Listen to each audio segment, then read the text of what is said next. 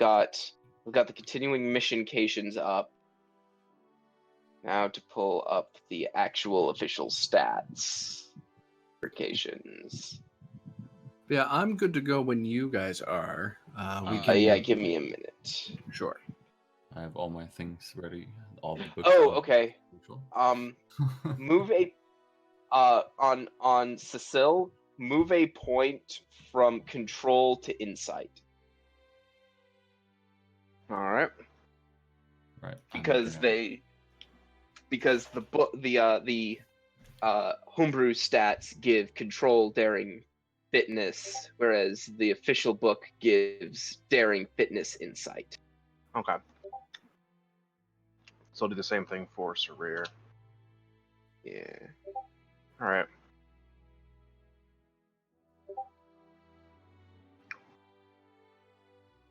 Yeah. We're a talk show reviewing all that is Star Trek Adventures. Well, I have a lot of conversations with a lot of people who are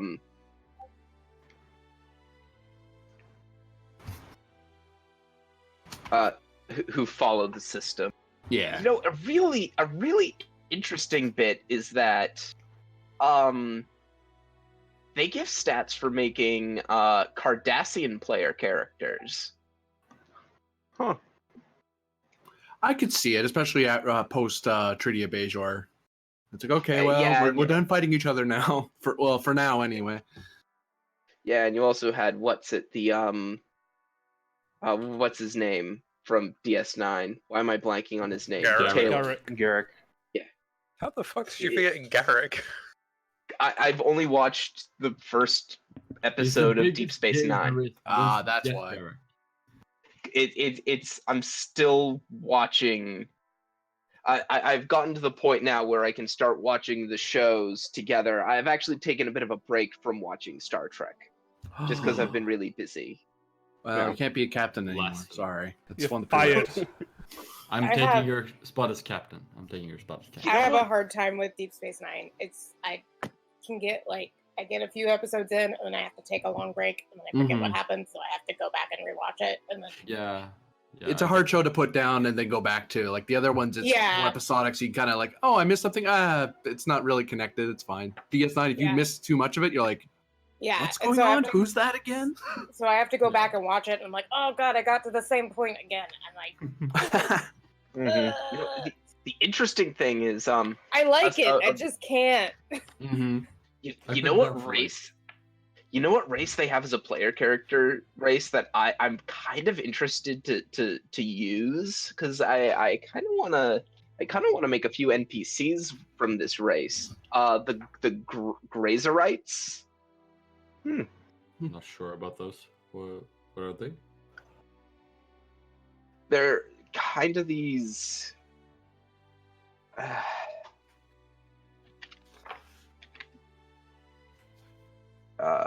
Images.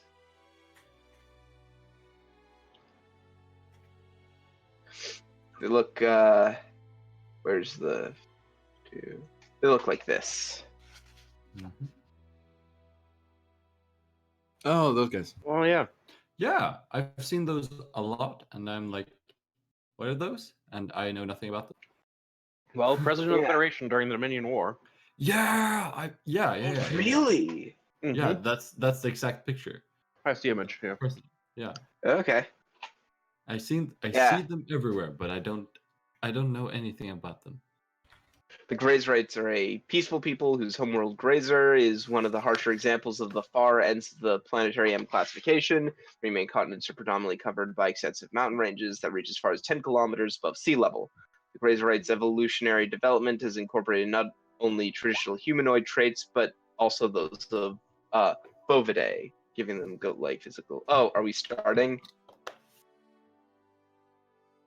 Because GM's just stepped away. Yeah. Well, someone just started. Because someone just started playing the Kismet opening. It's been playing for like 13 minutes. Yeah. Oh, is it just on loop? Yeah, we actually started when you said, "Oh, these are the stats-fications." Oh, have we been streaming this whole time? Yes. Oh, Then for all people listening, hi, yeah, hi, internet. yeah, I just want to put out the hazard warning that I'm not entirely sober this game, and I usually am not, but this time I've been out at a bar. So Don't worry, if no I one's say in the something- stream. Yeah, if I say something stupid, then you can just fuck off, I suppose.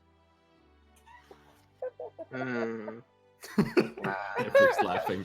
Mate, no Yeah. no one watches this shit anyway, so you're alright. I know. I try to look at the games and I'm like, this is too long, but I don't want shorter games. So Yeah. I What we I need used to is play- editing. yeah, I used to play 9-hour games with Exalted. We're 9 players who get 1 hour per person per combat. So That's an interesting. That's an interesting talent. yeah, Communal. Grazerites are deeply communal and work well in coordination with others. Whenever a character with this talent is providing assistance to another, they increase the focus range to generate 2 successes by 1. He thought you were complimenting him. We got about two or three different conversations going on. I got so sad sorry. there. Brennan, That's great. you've made an enemy today. I'm just kidding. I love you, Hey, Brennan. hey, I will come to Vermont and buy cheese from you. Yeah, I'm sorry. No, Vermont I said isn't. Vermont isn't cheese. That you're thinking Wisconsin. no, Vermont is cheese now. Get to it. It's been changed. Well, actually, no. Uh, Vermont sharp cheddar is a thing. So. Yes. Yeah. I know. It is. Also, I just recently heard warning. Vermont has weird windows. Oh yeah. Double glazed. Like the rest of the world. Or No, I think it was like triangles or something. oh, that's weird. Oh, they You- also you- have. You live Yep. in 8-frame houses? Because that's the only place I would put triangle windows, except for like lofts or. Now I'm looking it up. Yeah. So guys, it is storming Ooh. here. So We, if my internet cuts out, I'm real sorry. Yeah. Rip your Alright. connection, yeah. Yeah. Myth, stop playing The Sims. It is What the what? monsoon season here, so Yeah. it happens Why sometimes. does it say I'm in The Sims? I don't know. It says so. I And- smell fire. Mate, go deal with that shit right now. Yeah, tell actually, Liv if you to smell stop fire, setting you things should on fire. 911. It also smells like fire here, but that's because there's a big fire. Well, that's obvious then. If it spreads, don't deal with it. The Sims is not running. Steam says it is. So does Discord. That's weird. Yeah. Was Maybe it just Varder that said close that Steam. smells like fire? Yeah, Oh yeah, yeah. Varder, Then- fucking deal with your fire. go tell Liv to stop setting things on fire. Yes. They're not here. Well, then deal Well- with the Oh, they electrical are. fire I that think they're they're asleep actually. Yeah, deal with the Well- electrical fire. One of the other weirdos told him to It was stop setting coal. things on fire. Is it coal fire? For a hookah. Oh, all right. A person named Coal, not coal no, fire. no. Coal fire mind. Hi, kitty. for a hookah. Cat ran away. Sorry. Oh, that's Well, My right. it's task raining manager hard. does not say this is running. What the fuck? Well, have you tried turning it on and off again? Oh God. Let's say turning my computer on and off again. Don't do that. Fucking leave it. Gotta love Don't have the time. monsoons. There we That- Oh yeah, monsoons are they're Well, a thing. it's, are you? it's sunny, but it's also thundering and raining. There we and go. Really windy. Efrix, where are you that have monsoons? Are you Australian or something? Arizona. Yeah, I you're, mean, yeah, you're yeah. below the equator. Never mind. I just got that. Well, not jeez. quite, but yeah. Well, you're on the line, Not exactly. which means Yeah. desert in the Close, America and but yes. Closer to closer to us up in New England. Closer Apparently than we're live us. now. Yes, we have been. Yeah. Sorry. I was gonna make a I just comment got the- about being I got the the notification. Australia of America, but that's Florida. Let's be real. Yes. Yeah. If it wants to kill you, that's Florida. Yeah. I mean, to be fair, teeth, including the trees. So there's that. Oh yeah, I mean, those. Well, that's The just Vermont fucking window. stupid. if you look at America per se and compare it to Australia, you know it will kill you if you go out into the wilderness. If you go out into the wilderness in America, there are 1,000 different things that will kill you. Like the least random things are like you get attacked by cougars, you get attacked by bears, you get poison ivy on your dick, and then you die. What? Again, streaming and recording. Thank you. As I said to the stream, I'm drunk, and you can go fuck yourself. No. Whoops, wrong one. I love you that you listen and look, but you can.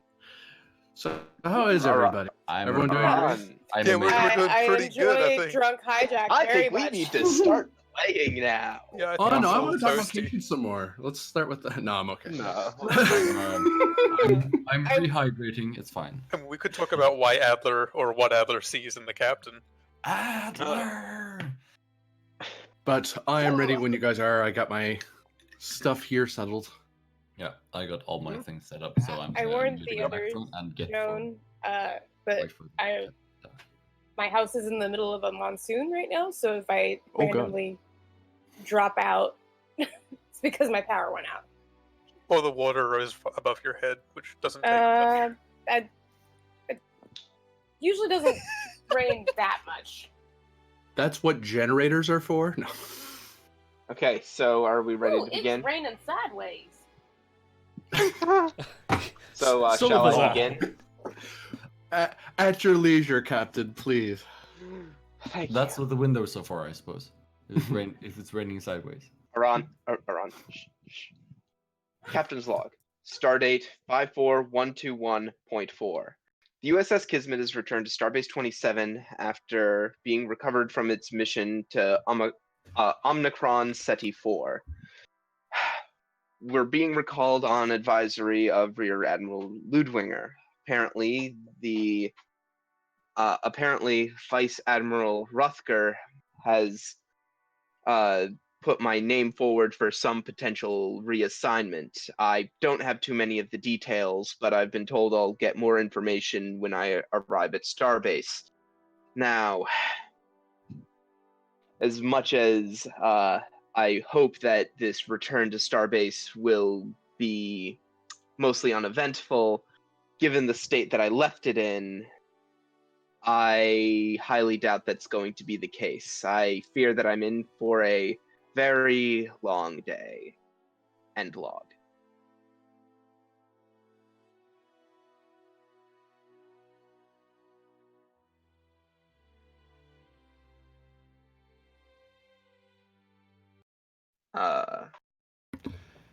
And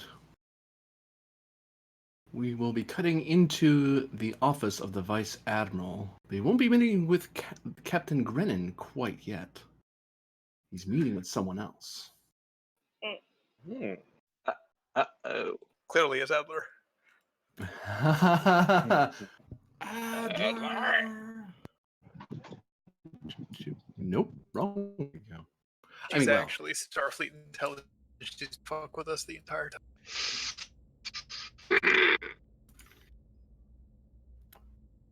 Captain Vex, are you with us? Yes, I am. Well, guess who he's having a meeting with? Boop.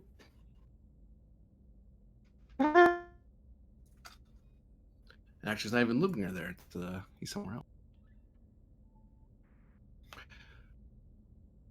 So you've been summoned into Vice Admiral Rutger's office, the commanding admiral of the Eastern Frontier, the Klingons and the Gorn in the 10th Fleet. also the commanding officer of this station, of the starbase, and one of the people who, after reading reports about your previous mission, decided that perhaps your presence was required.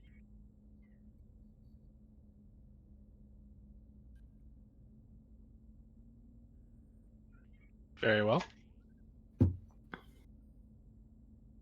So you're standing in front of his door. You can kind of see it's one of those doors that has very clear windows. You can see him. You've kind of been let through by his staff already. You've had a brief moment to talk with his personal intelligence officer, and he's just in his office space working away at his computer.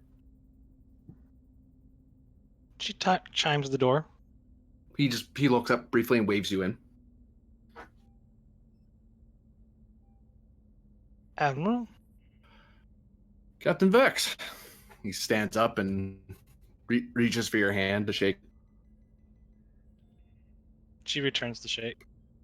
Nice of you to drop by from intelligence.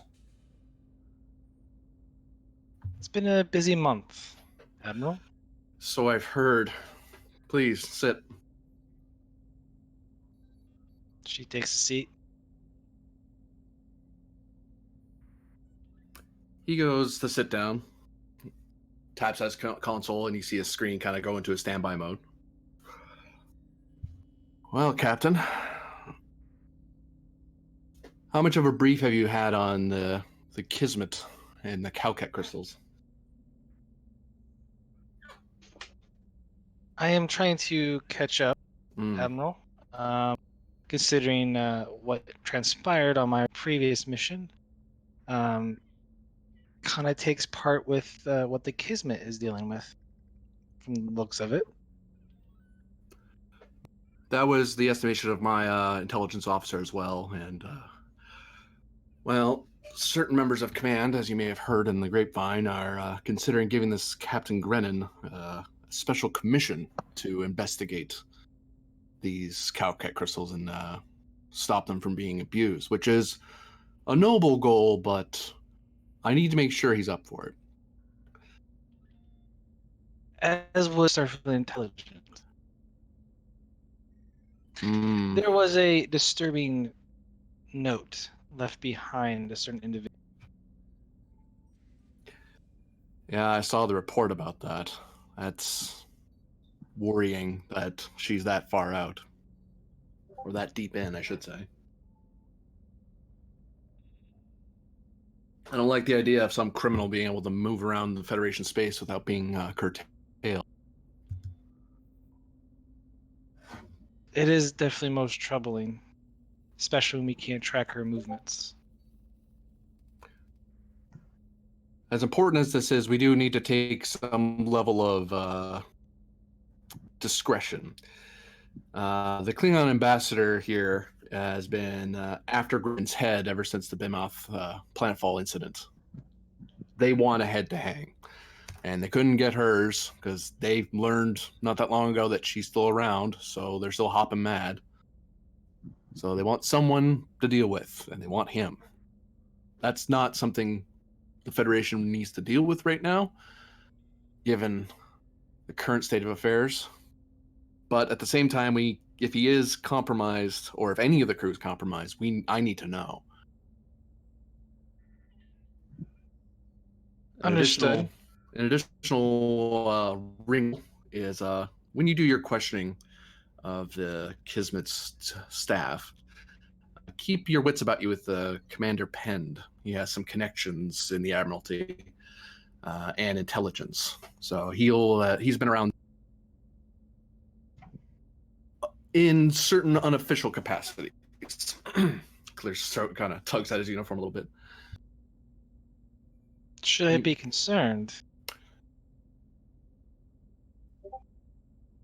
He's loyal to the fleet, but he has his opinions, and he may not share yours, or indeed mine. But he'll never say that on record, I wouldn't think. Not if he wants to keep his career.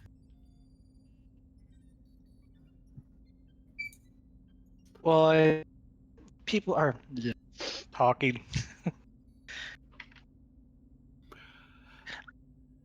people have trouble keeping secrets from me, Admiral. So if there's any to dig up here, I am the person that will get it done. Oh, and one last thing.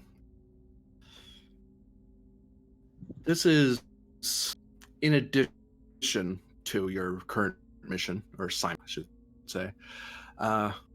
There is there's a officer's quarters aboard the Kismet that has been restricted by Starfleet Intelligence and 10th Fleet Admiralty. And haven't really had a chance to have it properly cataloged by a member of high enough clearance of Starfleet Intelligence. Are you familiar with the Commander Varro?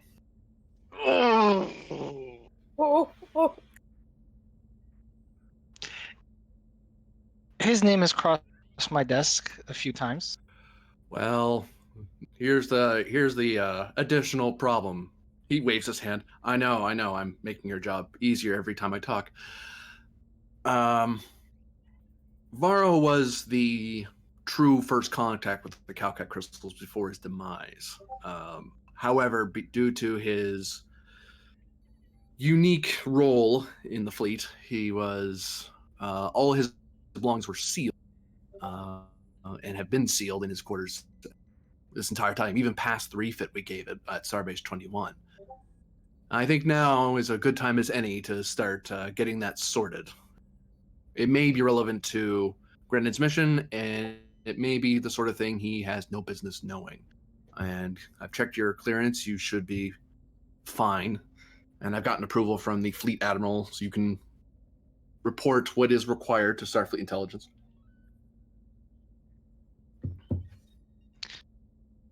Understood. Am I able to borrow one of your intelligence operatives here aboard the station to go through the former Commander Varro's quarters? I have a team set aside for you if you need it. In the event you have to look through a large amount of documentation. Thank you, Admiral.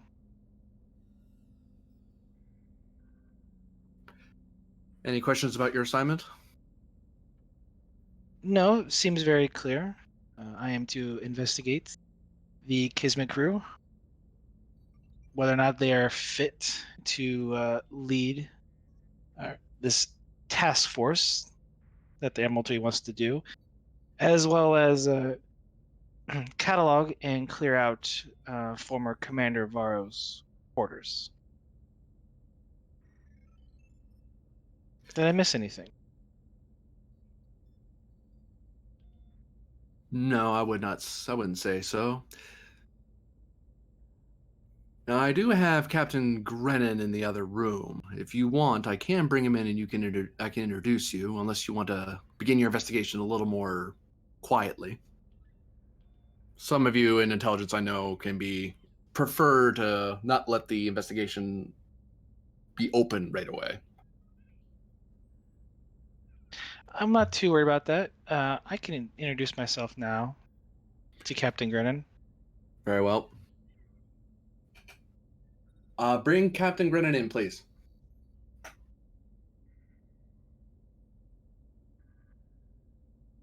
Okay, I assume someone's gonna come and get me. Yeah, you kind of been in the lounge in the Vice Admiral's offices in the upper decks. It's just below the operations deck, and you've seen tons of people moving around. You've been here before, but you never had to sit here and wait because apparently someone else had a meeting with the Vice Admiral wanted to speak with someone else, and even after this, you have yet another meeting with Ludwinger. So you're kind of pressing up against two different meetings, but one guy outranks the other. So if Ludwinger has a problem, I can just point at the other admiral and say, "Hey." What do you want me to do? Make the Vice Admiral wait? Well, never mind. Yeah. Who do you want me to piss off here? Yeah. When you're led to the yes. Oh. Go ahead. Yeah, when you're led to the office, you see the Admiral is with a captain. And he waves you in as you approach the door before you start chiming in, like he was waiting for you to get there. It's called your replacement. Oh, I'm not interrupting, am I? No, Captain. Captain Gredden, I would like you to meet Captain Tora Vex, Starfleet Intelligence. Oh, Pleasure to meet you. pleasure. Likewise, Captain. And he offers like a slight bow and handshake at the same time. It's kind of a weird gesture, but it works. Rutger just kind of raises an eyebrow at the gesture. Doesn't say anything though. She returns the handshake. Am I able to make out? Is she human? Yeah, I was gonna ask that exact Her question. eyes are solid black. Oh yeah, here we go. So what do I owe the pleasure? I believe Captain Vex here can explain. Well, Captain, I am here to conduct a review on you and your crew. I see. I presume this is in regards to, well, the ongoing inquiry into recent actions taken by the Kismet crew, correct? That is correct. I see. Well, is there anything I can do to start you off? If you don't mind, could you set aside a location on your ship to where I can conduct the interviews in private? Oh, yes, of course. The Kismet has recently been fitted out with a number of meeting rooms, any of which are at your disposal. We don't have any ongoing diplomatic uh, requirements for them right now.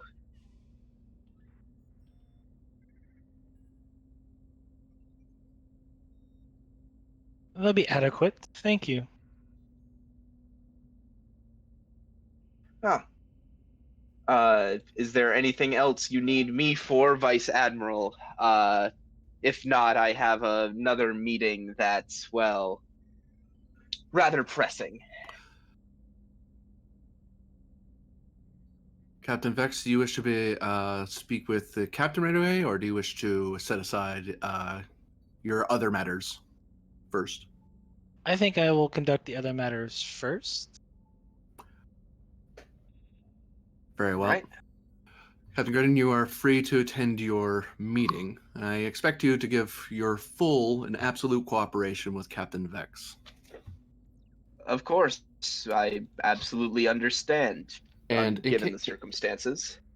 And make sure your crew understands, if they are reluctant, that the Fleet Admiral is watching this investigation. The captain gives a really like a sharp intake of breath, and is Captain Vex a full psychic, or is she just empathic? Yeah, Full. Probably felt that. Yeah, that was a yeah, no, that was a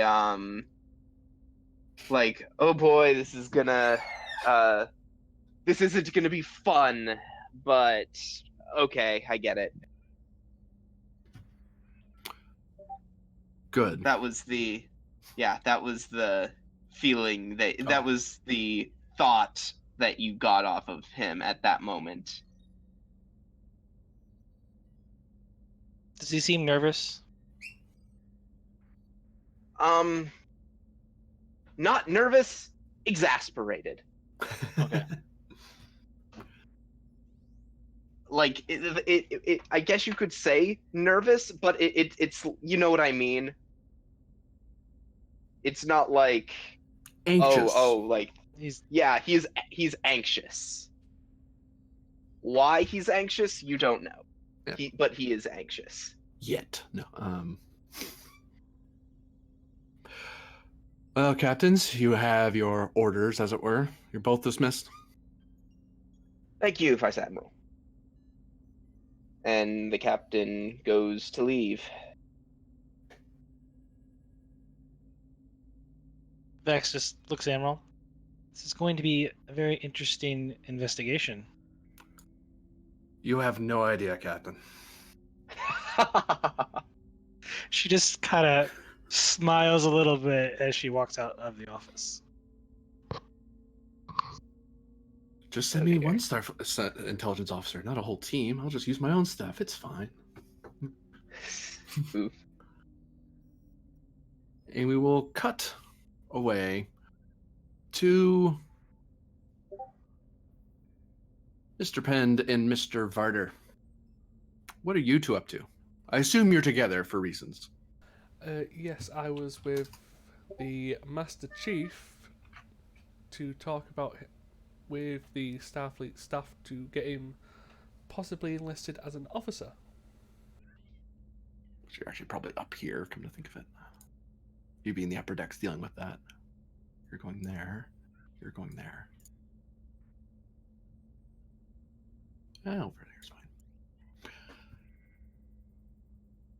So you're not quite high up enough that you're in the under the vice admiral's feet, but you're still in the fancy, well-established offices of the Starfleet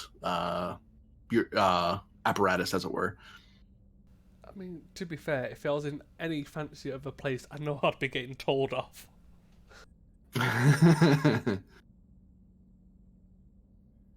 The two of you have been set aside in a given your own little private office to work out of. One of the empty offices to get work done for various reasons. You've been given some of the paperwork already by various command staff on station, and you've been told that if you need anything, just call and a yeoman will rush over and help you with any of the documentation. God, I hate paperwork. Can't we just get a yeoman to fill it in all for us?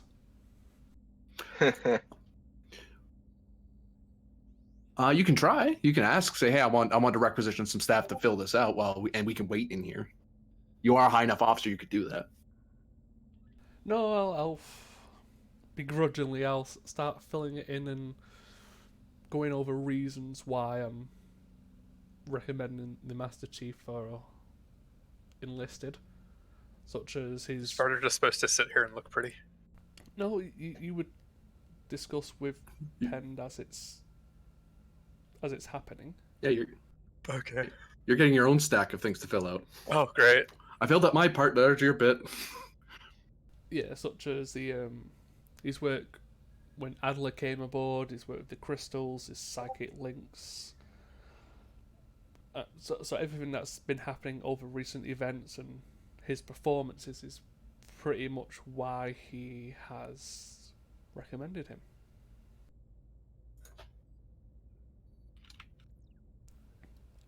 And about... Also, maybe mention something about, like, service in the Bajoran military having, like, fast-tracked him more than regular non-com. Yeah, precisely. All these things together, like his experience and his service so far the Kismet, is exactly why he deserves to be more than what he's treated as.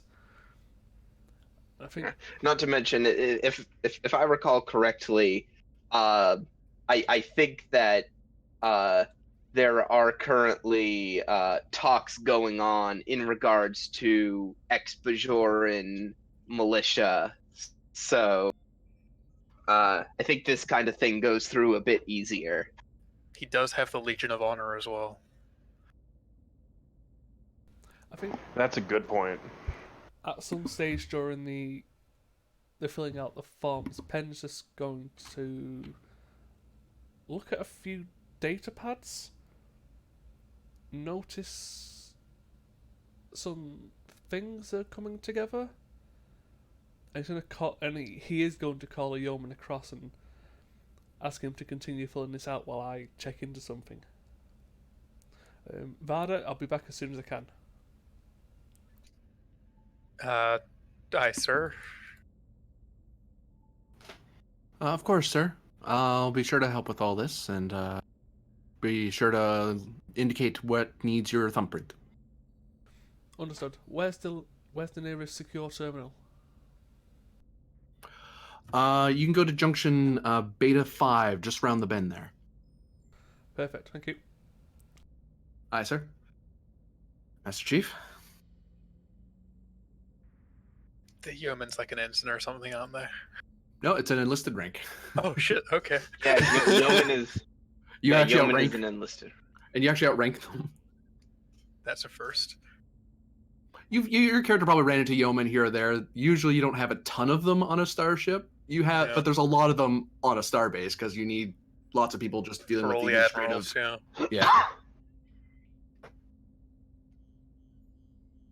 Yeah. We'll focus the camera on Penn for a bit as he ducks around a corner and approaches one of the secure consoles. You can see there's maybe 2 or 3 spread out across various consoles, and they're all kind of, and you can't hear them. They're kind of talking quietly or typing, and it's like the little alcoves neutralize sound, so it's hard, so you can't overhear them or really eavesdrop on their conversation.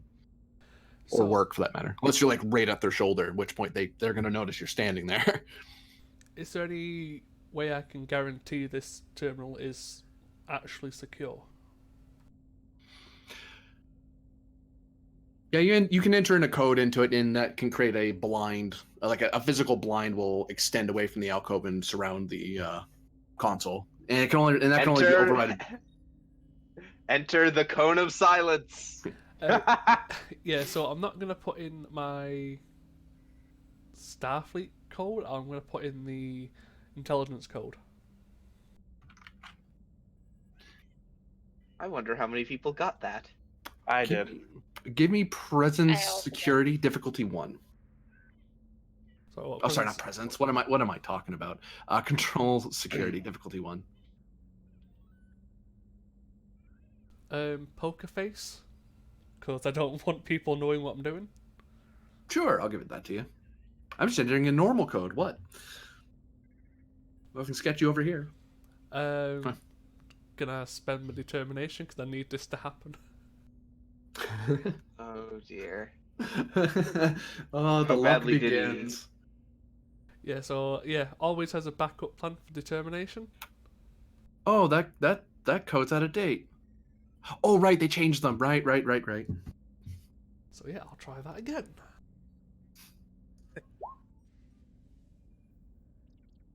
Gain a momentum. Actually, gain a momentum because that was a reroll. So I can definitely assume this is a secure terminal for the time being, then. Oh yeah, unless someone literally is like waiting for you to do something and trying to counter hack you, someone have to be waiting for you and have your codes or higher to really see, especially on a station this secure. Yeah, well, if that's the case, I am going to send a message to Admiral Azalon. Mm-hmm. Reading priority. Confirm ? Looking for rumors, whispers, anything, and I'm going to add in all the pieces of evidence that I sent you previously out of game. Mm-hmm. Oh, what? And need information ASAP. End message. And I will return after I've logged out the console back to the meeting room. You can give me presence security difficulty 2. It would have been higher, but you have a lot of stuff that actually will get answers back.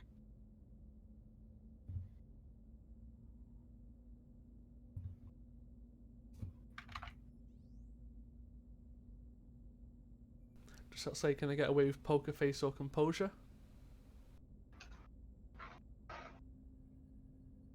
I'm gonna say no. That's fine. I'll give you 1 threat.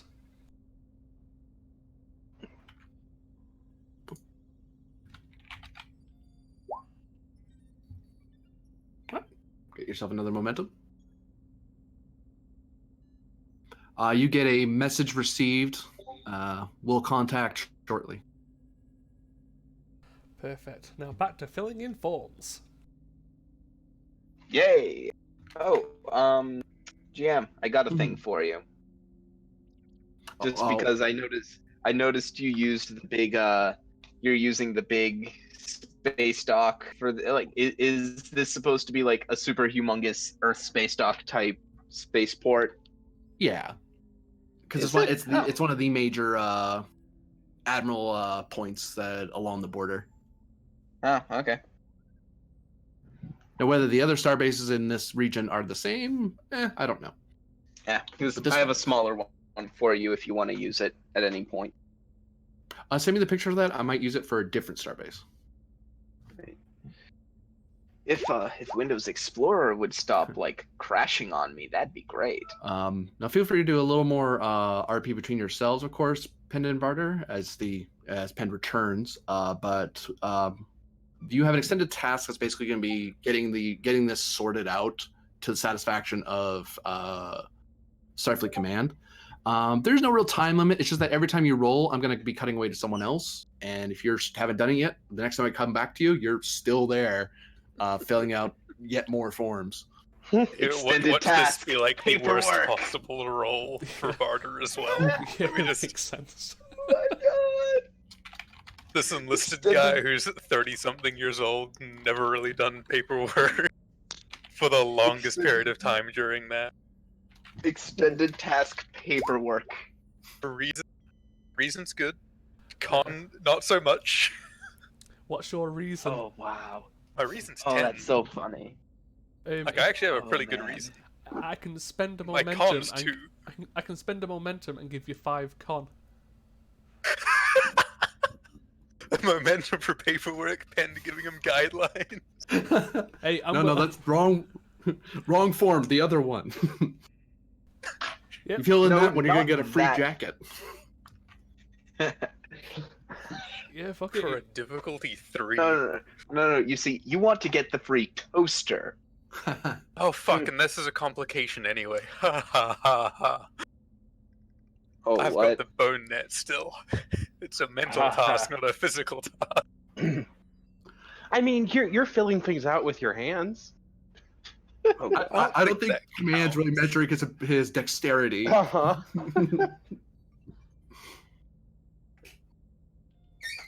I mean, it's up to you. Either you can do it or I can do it. And then I assist you. You can assist if you want. Yeah. I mean, it's difficulty 3, unless we're both supposed to pass that. I don't know what we're doing here, fully. Are we both supposed to pass that roll individually, or one of you's the lead and one of you's assisting? Okay. So yeah, if you want. There you go, John. If you want, I can go first and you can assist. Oh. Yeah.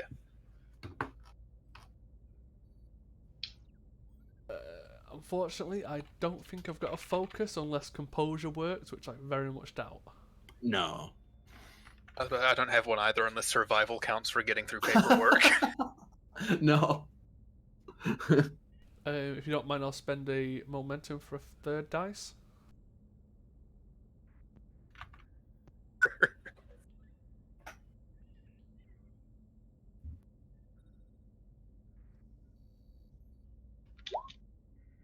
Okay, fine.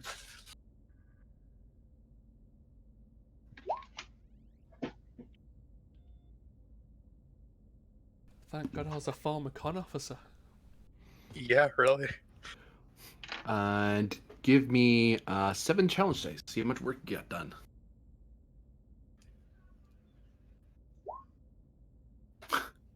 Not a lot. Can I re-roll?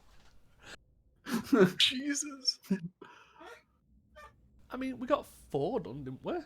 Out of 7. Well, 3. There's 3? resistance on the roll. Oh. Oh yeah. Because he was part of the militia first, so. I mean, semantics. So it's only 1. Oh dear. Diff would have been higher, but considering you want to give him the jump, but he does have that medal, so that counts for something. Well, I think that's going to be us for a while. Yep. Are you re-rolling your whiffs, or? Oh, can we? if you spend 1, you can re-roll the 3 you that zeroed out. Okay, sure. I've never done an extended task before. Neither have I, but then again, Yeah, I mean, that's not saying much for me. I mean, it's basically the thing is though, extended tasks are basically like combat just for non-combat things. Dude, I used to fly a ship.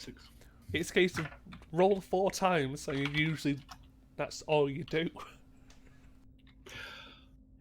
And you got at least 5, so you have 1 breakthrough, which means the next roll is going to be difficulty 2. And what you discover when you're going through all the paperwork is that the big part of the issue is the fact that your most enlisted can, even if they don't have to be Master Chief to even do it. Like, you could be a crewman, and if you impress the officer corps enough, you can go, hey, I want to become an officer now. I want to apply and become an ensign. Like, okay, if you have recommendation from a command officer, you fill out the right paperwork, sure, you can enter into the program, and the higher rank you are, the easier. But, like him moving from where he is now to ensign is a matter of class work and doing some courses. You're trying to get him up to how high? Lieutenant Junior? Full lieutenant? I was going for full, but even if it's Lieutenant Junior, still better than ensign.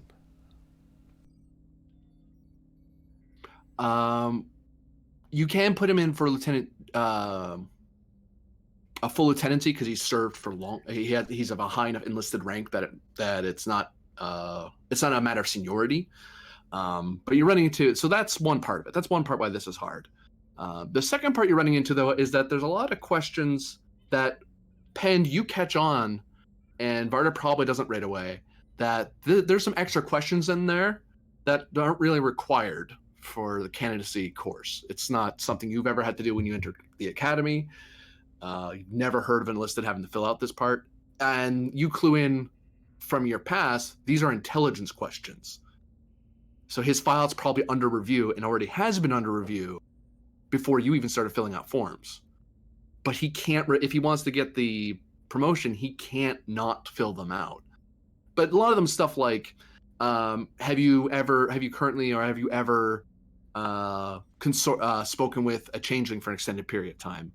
Have you currently or have you ever spoken with a member of the Cardassian military for an extended period of time? It's like things like that. They never outright just say, are you a traitor? Are you a spy? But they're talking around it quite a lot. Both of those things are probably yeses.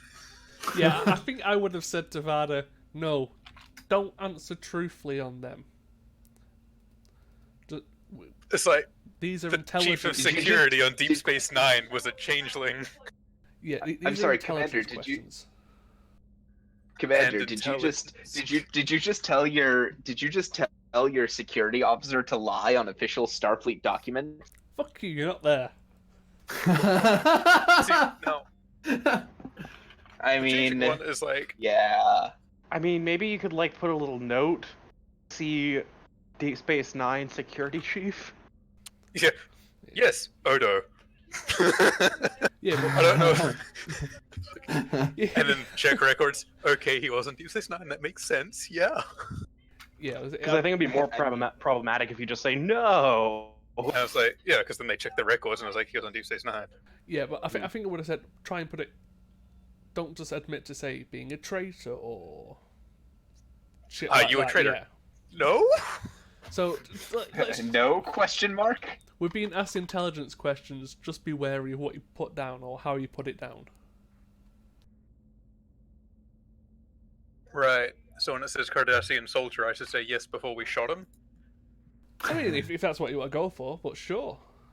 That's what happened. But probably put it in a lighter tone.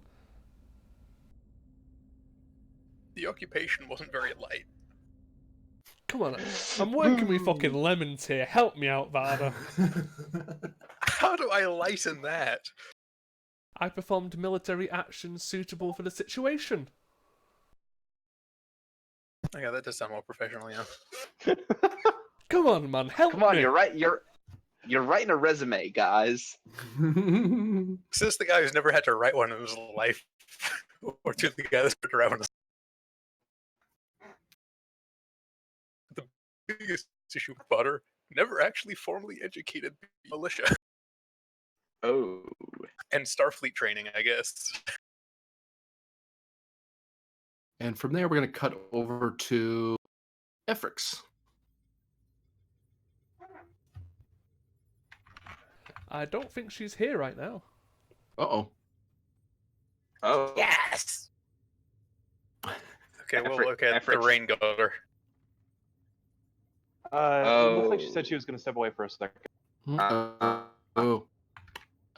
We will instead cut to... All right. Where Do are you have any idea of where I am? Okay, never mind then. I've probably do engineering. Yeah, installing your J. Mm-hmm. Sorry. on the Kismet? Yes. Yeah. Unless there are significantly better facilities on the station. Don't there are. It seems more like an administrative facility rather than like a space. Administrative and security. Yeah. Yeah. This isn't a research base. A little too close to the border for that. Mm-hmm. So yeah, then I'm just heading to engineering. Yeah. With about 15 different pads. Oh. All right. Cool. Something like this presumably requires a lot of programming. Mm-hmm. Programming And a lot of technical specifications that aren't necessarily cleared for everyone. That's fair. So I arrive in engineering. Ah, my 9 o'clock is here. Lieutenant. I'm not sure it's 9 o'clock. I haven't been sleeping for a while. What can... All right, I know what I'm going to do for you. Never mind. Please step into my office. I'm glad your memory has not failed, Lieutenant. Yes. I apologize that we haven't done this sooner. You asked me the last time? No, the time before that we were on a space station. It was not a high priority maintenance upgrade. Well, it was most likely would have helped us at Omicron Ceti. Yes, potentially. Yeah, I wouldn't have to had thrown myself at the floor, and we might not have had crystals all over the ship. Never mind. Please step into my office. Of course. Oh, sorry to hear that. Let your dog know that he is a good boy / girl. He is a good boy. So we step into wow. So we step into the office, and Miss starts laying out pads, like in a very specific order. Mm-hmm. These are the relevant specifications for the internal workings of my left arm and the linkages to the positronic net. Right. I haven't been on cybernetics for a while, and you're not entirely cybernetic. You're android. I think that's something else. In the words of Data, I am an android. Yes. As a great man once said.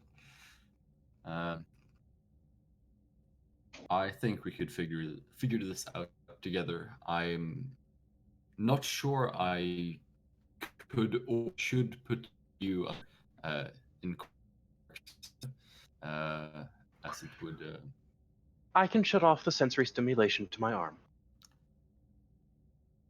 Myth, I hate to be rude, but do you feel as in pain? She kind of tilts her head to the side for a second. Physical stimuli intended to cause harm to your neural network. Not exactly, Lieutenant. Well, I'm able to perceive dangerous physical interactions. However, they do not cause me, as you would call it, pain. I see. You have code that that tells you not to put your hand into fire, I suppose. Indeed. Good. This is akin to the human emotion of fear, or the humanoid emotion of fear. I took like one lesson of xenobiology. Thank you. I'm afraid fear would be inaccurate. No. I think fear is entirely accurate. Fear Unfortunately, is... I do not yet have access to the emotion chip. Would you like me to actually make a mock-up of it? I'm not sure the schematics are out there, but I might be able to code something for you to make you feel essentially basic emotions. Oh, and the fire goes through your hand. That's one of the engineering holy grails, my friend. Yeah, Negative. but Lieutenant Commander Data currently has access to the only functioning emotion chip. It has been suited specifically to his positronic network. yeah, He has I been know. working occasionally to build one that would interface with mine. However, he has not yet been successful. Well, if you want me to write up what would be one for you, I could do that, but I would take a few sleepless weeks. Oh, And it would take more. would, yeah, it would come into clashing with one of my projects that I have potentially going on And for me. I intend to put Aran, yes. Aran, FYI, that kind of thing probably would take you more than weeks. It would take months. Who knows? He's a hero character. He might be able to pull. I've seen people. Yeah, I also have like engineering backgrounds from like year 6 of my existence. So I am sure that if my brother requires any assistance, he will reach out. No. It's not for him. For you. Yes. He has been working on this for some time. Well, and if a more hands-on approach is needed, I'll be happy to enlist you. I'm sure that he can code and weld and what have you. But if you want me to make you a mock-up, I could attempt to do so, but as I said, might come into clash with one of my current projects that I'm writing up. There's no need, Lieutenant. No. All right. The project, by the way, is I'm gonna present it to Grennan in a while. I want to put a work bee into warp. See if I can make a warp engine small enough. Intriguing. From non-Federation technology, we do know that warp engine that small is possible. Yeah. But I don't want to make it like a singularity. I want to make it actual warp engine. Might be possible with Calcut, but I feel morally dirty if I would ask them. You get the feeling? No, right, sorry. Do you understand what I feel? Oh. To a degree, Lieutenant, yes. Thank you. It would contradict my moral imperatives as well. That's exactly what I was supposed to say. But as I said, I'm tired. Yes, let's go over the schematics. This might take a while, though. Agreed. I forwarded these to Dr. Efrix, however, I don't know if she will have the time or inclination to assist with this project. She might want to help with the neural things, but I'm sure that I can manage if she has too much time. Taken away from her. And actually, as a quick aside, Efrix, you can be assisting with this if you want. Oh, okay. I'll be there. Yeah. So she probably steps in right around, just a little bit after, right around now. Probably wrapped up in some other matter.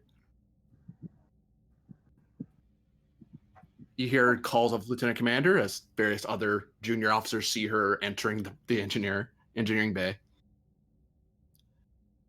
Lieutenant Commander? Is Penn coming here? Nope, that's the doctor. No, the doctor is. Yeah, I know. Pen's a commander now. I'm just used to refer to her as Doc or Doctor. Aaron does not reflect over that she's a lieutenant commander. He reflects her as the person that I'm like legally not allowed to spend time with outside of like engineering.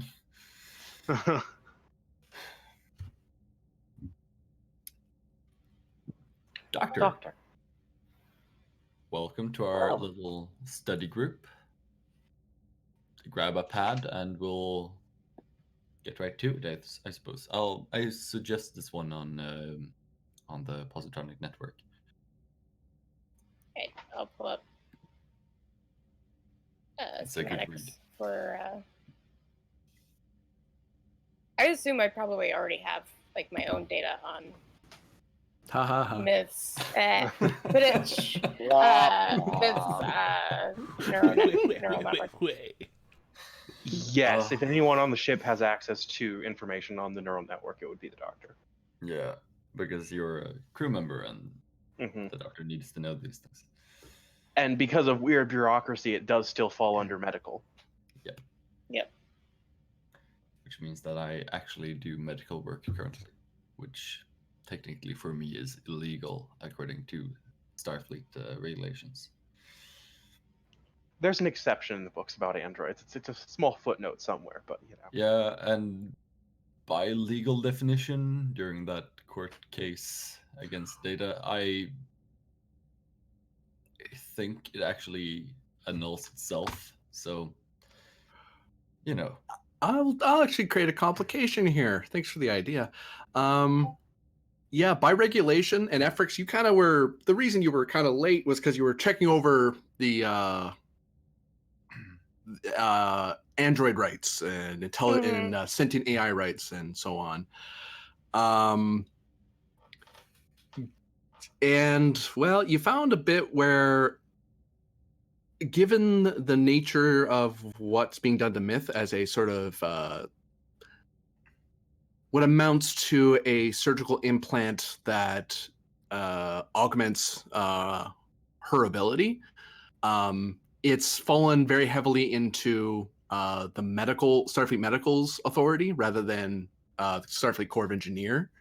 Now, normally that isn't an issue. You just have to have a doctor present, someone with medical, and the engineer can just do it under supervision. And the doctor just make sure you don't do anything you're not supposed to. Maybe help out themselves. However, Mr. Iran has a point.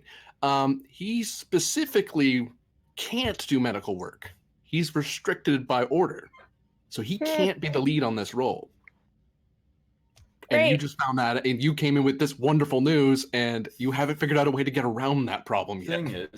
Thing is, you are the commanding officer on the ship currently because both Pend and Grennan is off ship. You can annul that rule and make a point in the logs about it. That's my Con 4 talking currently. Yeah, and Arun's right. You could challenge that standing order. It's just you're gonna have to explain that to Starfleet Medical in a few months. You'd have to, and the fact that I'm like kissing up to Starfleet Medical and the brass trying to get a lead in a research project right now, maybe not. I mean, same, obviously. Oh no. Well, then we're at a bit of an impasse. Yes. An impasse. This is why I've been sleepless for a few days now, because I've been poring over these things as well. It's up to you, Doctor. I'm at no power here. That's both a pun and a legal term.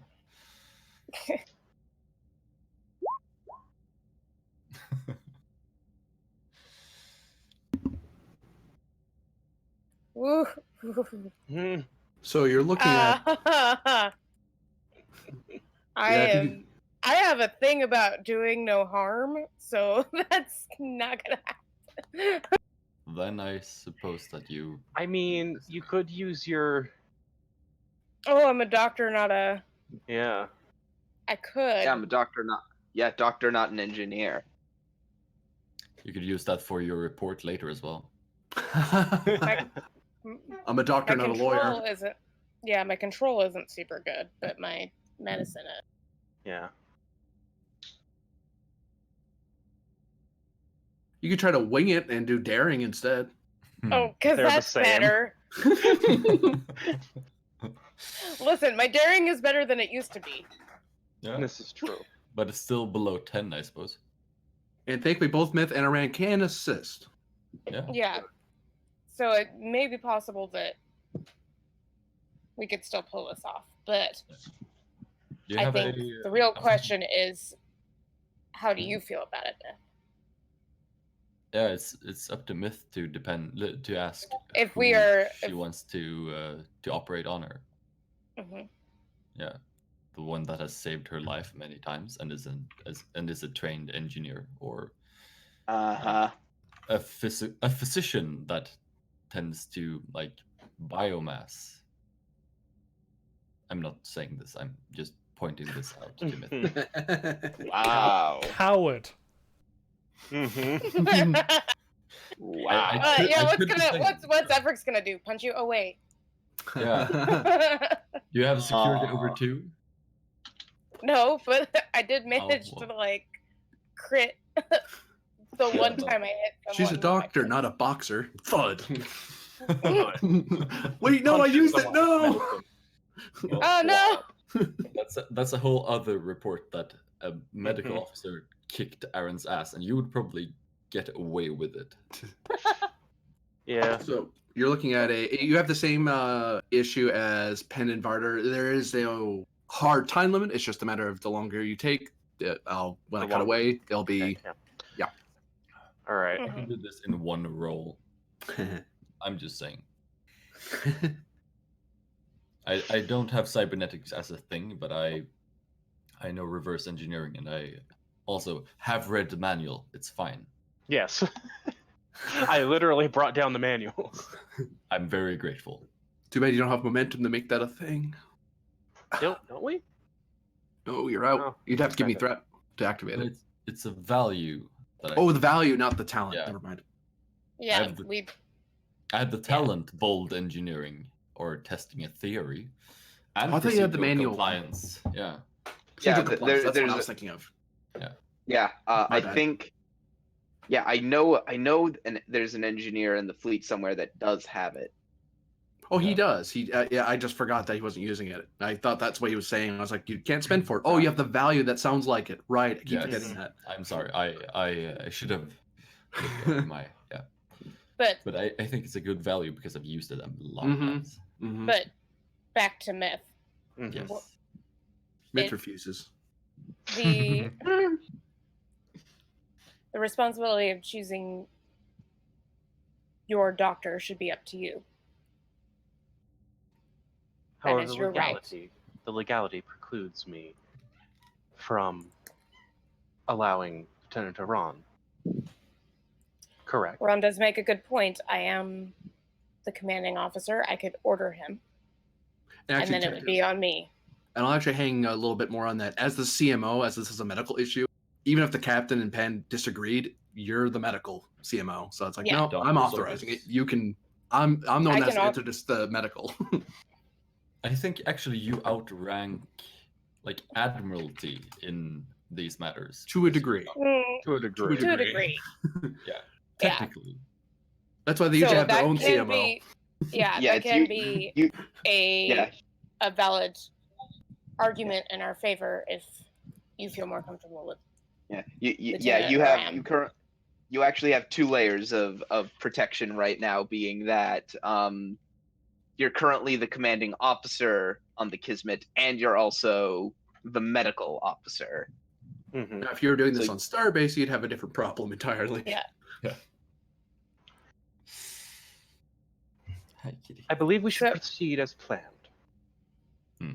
All right. You have my full support. Efforts note in your file that Starfleet Medical wants to have a word with you. Fun. Great. Efforts, doctor, please. If Oh, you... good. I want to talk to them too. I have Yeah. so much to tell them about Kaka crystals. It's amazing. Oh my gosh. Oh, If oh you- no. Would you like to assist me in this, or should I ask Yeah. for assistance? Certainly. Cool. Good. I mean, that's very good. Am I allowed to use medicine as an assist, or do I As have an- to use engineering? As an assist, you can with insight medicine. Okay, that's a really good roll, actually. So So say I got Uh, this up here. I'm gonna guess that none of my things qualify, though. Just I'll gonna- take a quick look. Do you have Uh, anything there. for? Do you have anything for brains or surgery? Nope, Do you have anything? No, for not cybernetics? really. I'm not a surgeon. Do you have anything for cybernetics? Nope. All right. I'm a doctor. No, not a my surgeon. engineering is Aram. I need to tell you this. No, My that's engineering is 1. No, that that's no no fine. no. The cybernetics and surgery is Dr. Blackwell. Yeah. I Oh suppose. yeah, he's really cool. Talk to Blackwell sometime. Seems like a good guy. He was Could I a very good. use reverse engineering? Yeah, I'd give it to you. Mostly because I need to take apart a tricorder. Do you want an engineering, medical, or a science? Science tricorder. That's the good. Have you supplied your Has it been modified in any ways? No. Good. Do you want it modified? I don't Except for think put into your skull. Simply And- the scanner interface should be fine. That's fine. Do you want the interface integrated into your eye, I suppose, and or your visual cortex, and the you want the what's the word for it? The thingy that you point with into your hand or one of your fingers integrated. Oh, the sensor. Yeah. Yeah, the sensor. Thank you. I was like her finger. I was As I said, I'm both tired and kind of drunk, so this is out of character. I'm Maybe in character. Who knows? No. tired is Yeah, just maybe tired. that I install would. it. That I wouldn't allow. No, You're gonna Aaron's not- install it in the hand. Hand me the whiskey I over there, found- Doc. No, what are you doing? It's for I surgery. found the required space for the scanning implement in my lower left forearm. Lower left forearm. Would you care to mark it out for me, Doctor? There you go. Yeah, we're creating an advantage here to make sure that we have everything like planned out. Do I need to make a roll in order to figure out the best place to? I'm Implant going it to in wave her off the arm? creation of advantage here. That's the substance of what you're trying to do is trying to find the proper spot that will let the Okay. tricorder work, but not interfere with the function of the arm. Okay, so Mhm. we're eliminating threat possibilities. That's good. True. Yes. Yes. Making sure that everything goes well and we don't harm our fellow officer.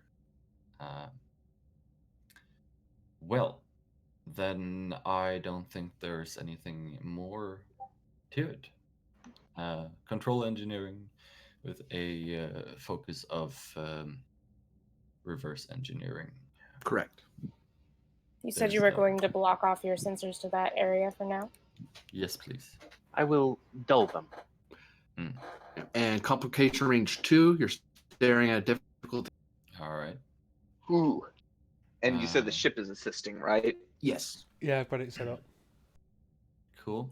Just get one success and then. Yeah, we don't have any momentum, so I'm not going to be using procedural compliance here. If this takes some time and we gain momentum, I will use it for procedural compliance at a later roll. Mm-hmm. That's okay. Do you want to use your bold engineering there? Can I use my bold engineering without them?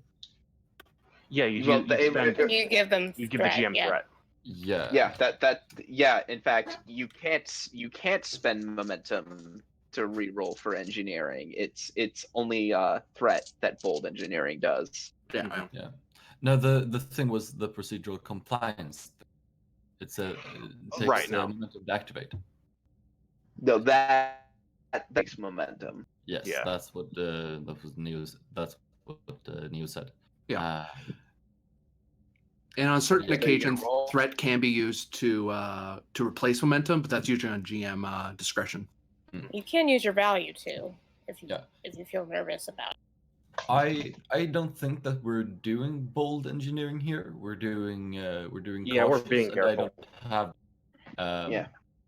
But if and when there is threat coming up, I have my medal at hand, just so everyone is aware of it and can remind me when. Thank you. Yep. Rolling bold engineering. So, Folks used wait, before you roll. And task roll. You mean Yes. daring engineering? No, I have bold engineering. Oh. And I'm rolling control engineering. I'm Control. using bold engineering because we're actually cautious engineering. Yeah. If I had that, I would use it. I'm not. Yeah. Okay. So you're giving the GM a threat. No, because it doesn't fit story-wise. Yeah, narratively, he's being careful. Okay. Yes, because it sounded like you said. It sounded like you said you were using bold engineering. So. Yeah, same here. Okay, so make your roll. Yes, rolling. Thank you, Grennan. Oh! As I said, you can ignore that by using your thing. Hey, we succeeded. All right. And myth. I'm looking to see if I have an applicable focus. I do not. Oh, wait. I don't think I count as xenotechnology for myself. Yes, it would cover technology because you can ignore, you can flip back and forth with it, so you can use that. All right. 4. And I'm gonna double check something here real quick. That's a momentum. 29. Where did I lose that hyper spanner? What did I do with?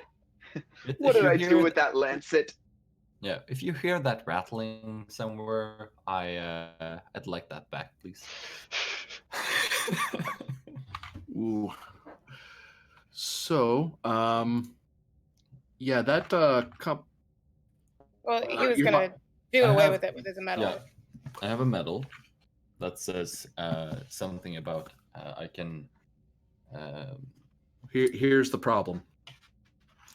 When the character pays for an immediate momentum spend of any kind by adding to threat, they may roll challenge dice, etc., etc. You didn't do that. Oh. All right. Because you didn't do bold. Well, it's more to cancel the threat I should gain. It's like, I want to use threat and gain a bunch of dice. Gotcha. Oh, by the way, GM, you can ignore that. I do this all the time. Yeah, it's a few rolls afterwards, but would you mind if I used my determination? I'll be right. Because it's fine. I read the map. Yeah, you can use that value if you want to reroll that. Thank you. And I just re-rolled the entire thing, or the one? Just the one. Just the one. I mean, you could re-roll both. I wouldn't suggest it. I still use a focus, and my complication range is still 2, right? Correct. Cool. Rolling. Mother. Oh. Termination used.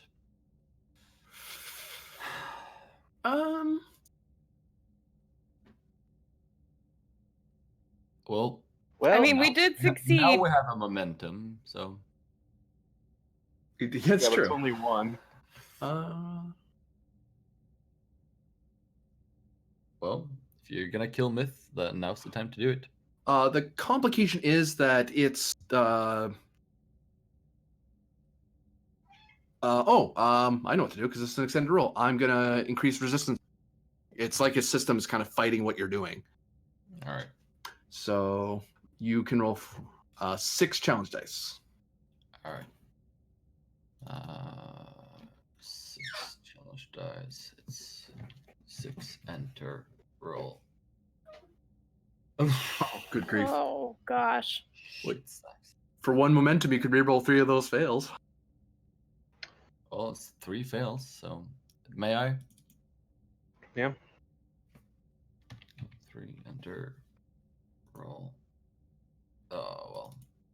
1, 2, 3, And a 4, back. 5. That's 5, but there's resistance, so. Yep. So 4 work. Wait a second. Did you re-roll and get another complication? Yep. That's exactly what happened. So you're currently at 4 of 9 work, as you're realizing that apparently the antiviral portion of swing types also includes hostile implants, or at least what it perceives as a hostile implant. Yeah, I think this is like represented by the arm like jerking around a little bit as well. Yeah, it's like, stop moving your arm. I'm not. Why is your arm moving? Does this mean that Sung type androids are allergic to Borg cubes or Borgs nanites? You heard it here first, everyone. Yeah, I think that's canon. I think that's what was just said. I'm gonna see that movie in a few weeks. I'll tell you all about it. Cool. But yeah, Myth, Lieutenant, would you mind shutting off your antiviral agents for a brief moment? They're fighting my scalpel here. It's a hammer. Like actually fighting my scalpel. It's making work difficult. I can attempt to. And with that, we'll cut to Vex, who is finally situated in her office aboard the Kismet, which it does have a rather rich facilities. Kind of comfortable, really. It's actually better than the office that you had here on the Starbase. The one you briefly got to see, anyway. Oh shit, was I supposed to greet her? Oh. Well, you know. Arm deep in an android, it's fine. Arm deep in an android. Arm deep. Elbow deep, whatever. That's what we're working on the arm. Captain Vex. Yes. What would you like to do now that you're situated and your staff are now settled? Oops, I just closed something I wasn't supposed to. Oh no. It's okay, I'm fine. Everything's cool.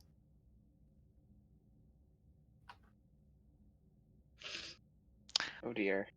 I think I will call Commander Pend. No. Oh dear. Oh fuck. We briefly cut away to Pend and Varder looking over some files, and then a pair of a gentleman with a black collar and a rank, flanked by security officers, chimes the door that you in your little office. Enter. The obvious intelligence officer steps in. A lieutenant. Lieutenant Commander Pend? Sorry, Pen left. Come back later.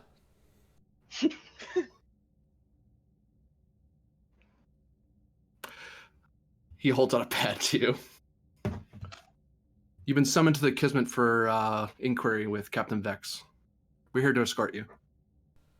Who's Captain Vex? It's all in the pad, sir. Oh, fuck it. Fine. Vada, keep filling in forms, get the yeoman to help. And Pen's going to take a pad with him, waiting for a communication. Yes, sir. Take me to your leader. Oh boy.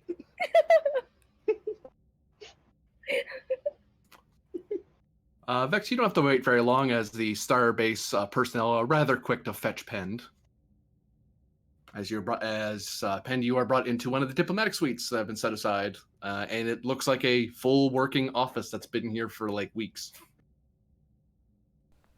I've still not been in here. I didn't know it actually looked this nice. God. I'm guessing I'm here to talk to you, Captain? Commander, please have a seat. Sure, why not? Would you care for something to drink? No, it's best not to drink on duty. It's bad for the records. I was referring to, would you like a glass of water or tea or other non-alcoholic beverage? Well, I can see you're going to be a barrel of laughs, aren't you? Oh God.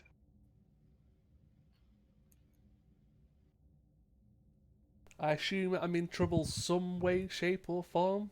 Would you like to get to it? Well, if you'd like to get to the point, very well. I'm here to interview the crew of the Kismet based on their current record. Just a few questions. Can you recall Stardate, what happened on Stardate 53843.2 for me? Out of character, when was it? Okay. I gotta pull a flip box. I have no idea. That's in character. No, just kidding. Oh, it goes back pretty far. It was right before you started hunting the Adler ship. Oh, that whole bum off incident.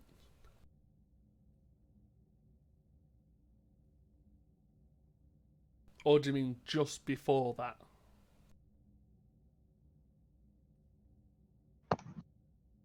It started. It's with the crystals. Oh, the Colquitt ones. Okay. Well, what in particular would you like to know? They're psychic crystals that keep popping up everywhere we go.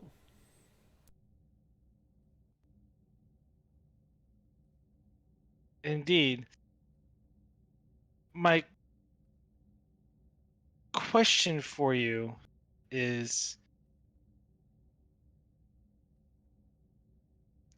you start dealing with a person of interest who at first you did not realize who she was, but a Irene Adler.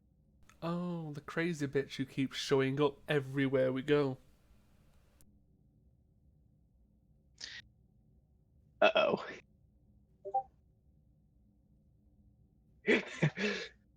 The captain just drops her guys, and it's Adler. He's just like, "Oh, really?" No. Not this time. Dang. Yes, we've had interactions with Adler. She keeps popping up. Oh, she's a pain in the ass. Why? What has she done? Why does it concern us now? Well, the Kismet seems to be at the center of tension when it comes to Adler. Yeah, no shit. She keeps turning up.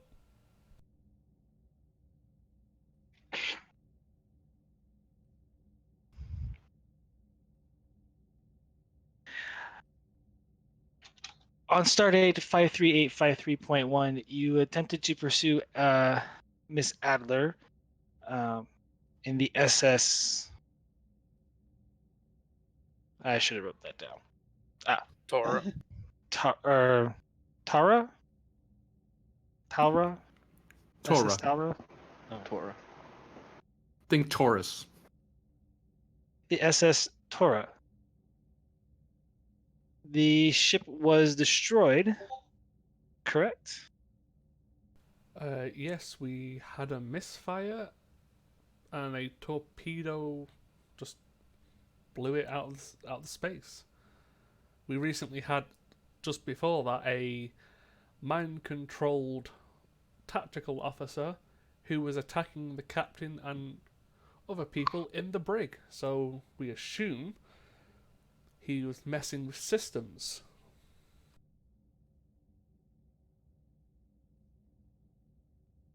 You assume that, but do you know for sure? No, because when we looked at the system, there was no definitive proof. So it's either the Kismet had a complete misfire out of nowhere, or the psychically controlled tactical officer messed around with the ship's systems. And when this torpedo was fired, it just so happened that this tactical officer was in the brig at the time?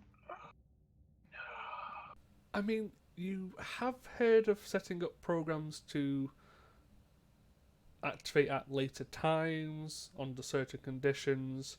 It's not actually out of the realms of possibility. Right, but no one noticed it, especially after you found out that you weren't able to isolate the security systems that he had access to? Or she. Sorry, I forget. I mean, let's be fair. If people want to hide something, they can be pretty good at it. Uh-oh. Yeah, she is also a telepath, so... that's why I was giving him the role. I was like, no, this sounds like I mean, to be fair, if I've worked in Starfleet intelligence, I would have had some training to resist. Also, it was established when Varro was on the ship that you were one of the few people who he wasn't able to read easily. Like, delving in, probably, but at a glance type read, not so much. So who's doing what role here? Panda's rolling the present security, Vex is rolling insight security. Or reason, since you have a nice comfortable time to sit there and talk at him. How? I'm definitely using poker face for this one. Yeah, for some reason I think that applies.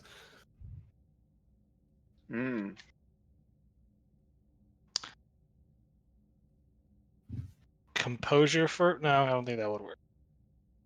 Why did I put deception on this character? Infiltration.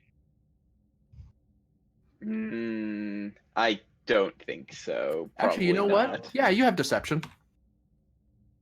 For 2 threat. Oh, fuck you too. Alright.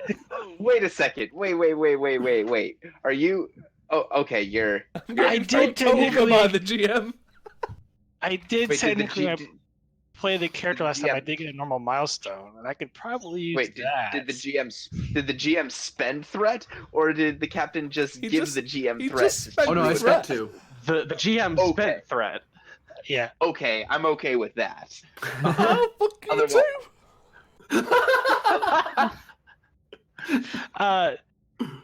Can I get an extra dice? Yeah, sure. Can I get extra dice? How much are you giving me? How much do you want? How much you willing to give me? I'm willing to go up to 6. My heart. Hey, Vex, you can have up to 6 too. Okay. I think I still get forget it. Actually, it just cancels each other out. So. Yeah. So what, just both roll 2, considering we cancel each other out? Well, the complications will matter. Yeah, so if you both roll 3... yeah. So are we doing the 5? Yeah, we are doing the 5. You go first. Boys. God damn it! The stare of a lifetime. What are the odds? Same fucking roll. I'm safe. I'm safe. Actually, I could use I don't know if I should use determination at this point. On your first interview, you use determination. Well, this is... I do have a value for this, so. Does Penn have one as well? I mean, if the GM is willing to give me one, I can spend it. So technically, the complications can't technically cancel each other out here. Yeah, there's no gain either way there. This is up to the GM. I like the idea that this is just like a stalemate. They're just staring at each other. Like a staring contest, and the camera just keeps panning back and forth, and it gets closer. Ooh, I like that. I'm willing to offer you, Pend, to challenge. Wait, no. Yeah, actually, I'll try to do it this way. I'm willing to invoke your value of always has a backup plan as a negative, in the sense that knowing that you're maybe one way or the other, having known Vex and maybe very quickly looked up who that was, you might have figured out that you're going to be spacing with an empath, and you need a way immediately, because you know they're going to scan you. Any intelligence officer worth their salt that's an empath is going to do it. Why wouldn't they?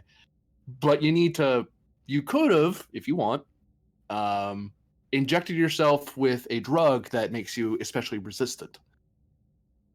Now that gets you determination, which you can spend into something. However, there's going to be a resting complication if that's what happened. But that's an option. I'm offering that as a way to get determination. So if I take the negative on the value, what happens to it? It basically is a complication for the rest of the episode, or it's a complication in this scene at the very least, where it's going to be one of those things that's going to complicate the current episode. Okay. Because not only were you didn't just have a backup plan, you went drastic with it. Like you were, because you couldn't help yourself but do that. I mean, could it be a case of, instead of taking a drug, I'm just obviously using intelligence methods of hiding my thoughts? Which like that kind of like walls behind walls. When you look at one thing, it's just a facade. Precisely. You could do that, like have prepared yourself mentally, and the only catch to that, of course, in the complication will be that Vex is going to know you shut her out, like you actively were fighting any psychic incursion. I mean, I'm not. But it gets you determination. Yeah, fuck it, let's do it. Oh god! I'm gonna reroll 3 dice.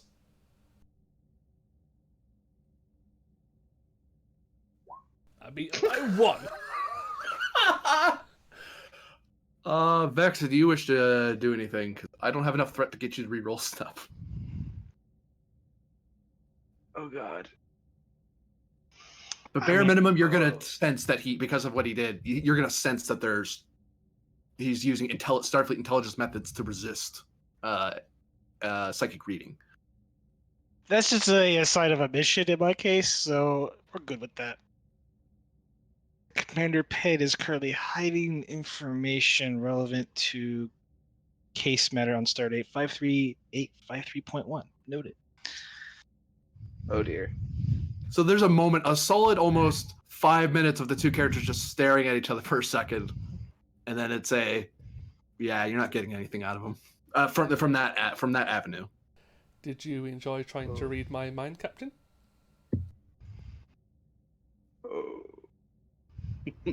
A lot of the staff go quiet and look over at the two of you, because you two were like really quiet there. We're like dead silent for 5 minutes, and then Penn said that, and some of the officers are like,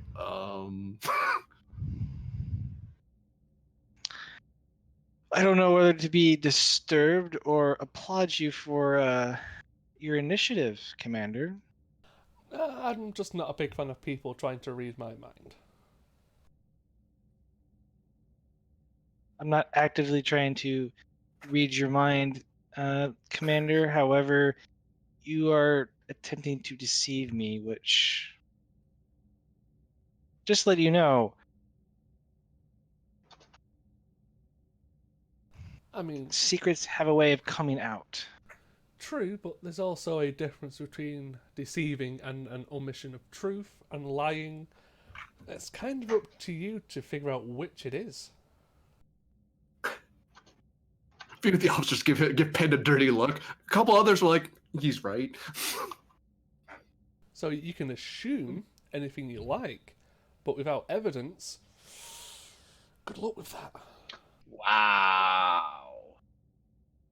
Okay, got it. So we're gonna be missing pens. You are pushing your luck there, Thin Pen. fucking ice, bucko. Anything else, Captain? No, you're dismissed, Commander. But one thing, Commander, your friends can't always save you.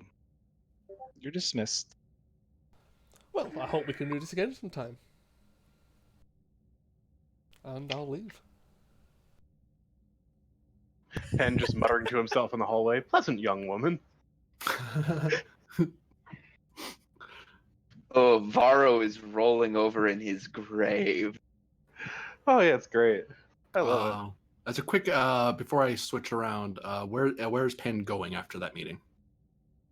Penn is going over the notes he's just got, and he's going to the Admirals. Oh. Which one? There's two on station. I will try and get a meeting with both of them.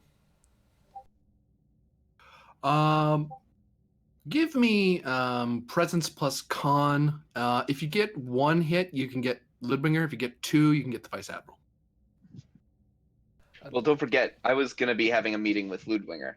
That's why it's easy, because he's already kind of free. So, I mean, he'll be talking with you, and you can kind of step in. It's not hard for him to go, oh, I'll talk to someone else on the Kismet, sure. Like, no big deal on him.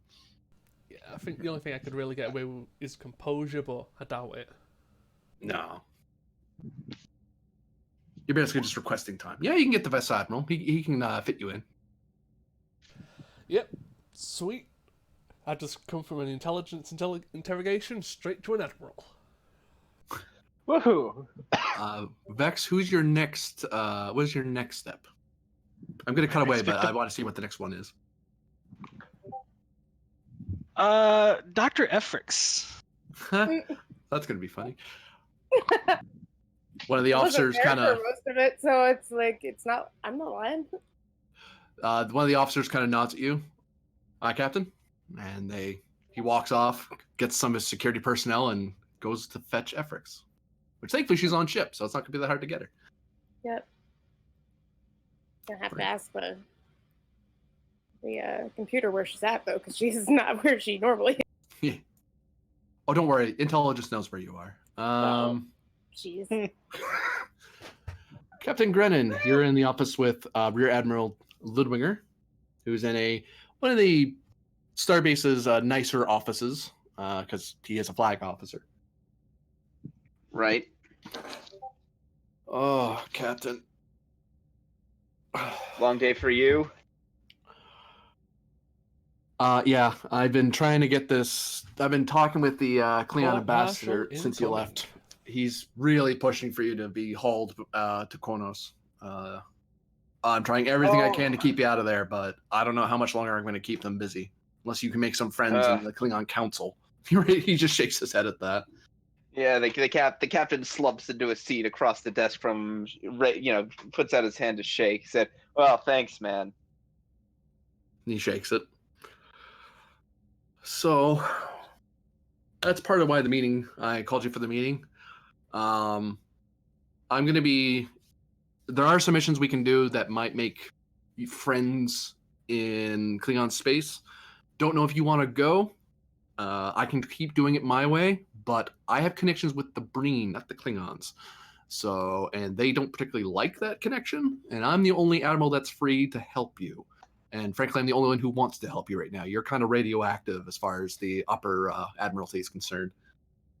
Oh, well, that's just great. He rubs the bridge of his nose.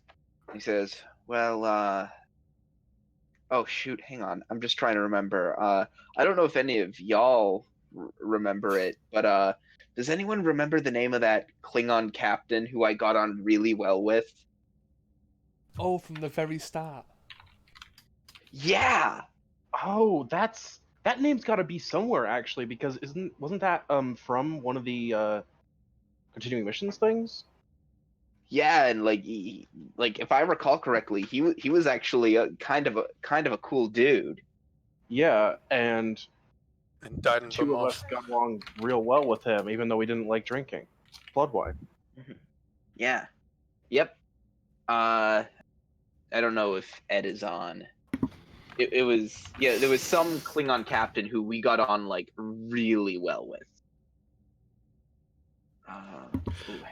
To that, just so we move along, Woolinger opines. Well, I mean, you might have at least one. I got it. Captain Akul. That's what it was. Captain Akul of the IKS Mupul.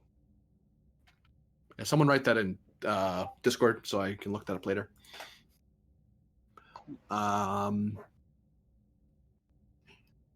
You know, I could try to see if I can connect the dots there. But I do need to know if you're up for sticking your neck out into Klingon space to gain some favor. Or if you want to get straight to business, assuming intelligence clears you.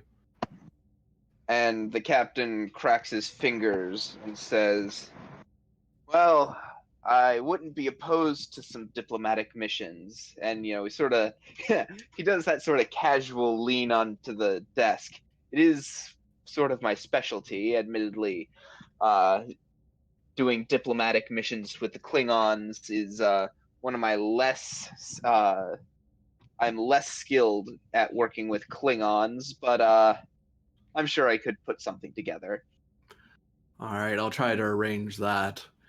And as for this intelligence investigation, that's, as you probably know, the fleet admirals gotten when I sent the word up about putting you on my assignment as one of my special commissioned captains, the only captain I get, by the way, because no one else, because I'm not getting accrued any other ships. You're the only ship I have to investigate this. But now your ship's wrapped up in this investigation, so I can't move the Kismet until that's cleared. So on the one hand, I don't want you to get... and here I thought that we were special to you. Oh, you are. That's why I'm. I was suggested to get the Arbiter to do this, but that solves the problem in a much different way that I'm not comfortable with. Ugh. I mean, they'd get it done, but not in a way that would. The war's over. He kind of holds up his hand and shakes at the idea. But one way or the other, Captain, whatever. I don't want you to drag your feet on this investigation. If you can get yourself cleared quickly, do it. If you can't, and you think this is going to get you dragged into an advocacy, a general's office, the JAG's office, and you don't think you can get out from under this, I'm going to need you to resign if we're going to be of any help to the Cowcat. The captain just, his eyes widen and he takes a deep breath and he says, I see. I assume it would be a dishonorable discharge of sorts. You'd be resigning your command, and you'd be assigned somewhere where your radioactivity won't bother anyone in the fleet. Wow. But I'd rather you beat this, because I don't want to have to... I don't like the alternatives. Right. And, well, hey, it took me 10 years to get out from behind a desk and step foot on a starship. Admittedly, it was stepping right into command, but I think I'd like to keep at it a little longer before I go behind a desk again. Captain, he looks at his screen. Is there a reason why your Lieutenant Commander Penn wants to talk with the Vice Admiral? Oh dear. That's not what I wanted to hear, Captain. I can think of a couple of reasons. One of them good, one of them in the middle. You care to enlighten me, Grennan? It's entirely possible that the investigation has started off with him, and Pend is... let's just say he does not take people questioning his decisions particularly well. Oh, great. Well, I'll, and the captain puts up a reassuring hand. I'll handle it. You have better get enough on going. your He has a plate. meeting in like 10 minutes. Get out of here. Drinks will have to wait then, Admiral. Have a good day. You too. He starts typing furiously. The captain leaves. Oh, that admiral sounds so tired. The captain and him are kindred spirits. Uh-huh. Pendy's getting a really bad rep in the upper brass. I wonder why.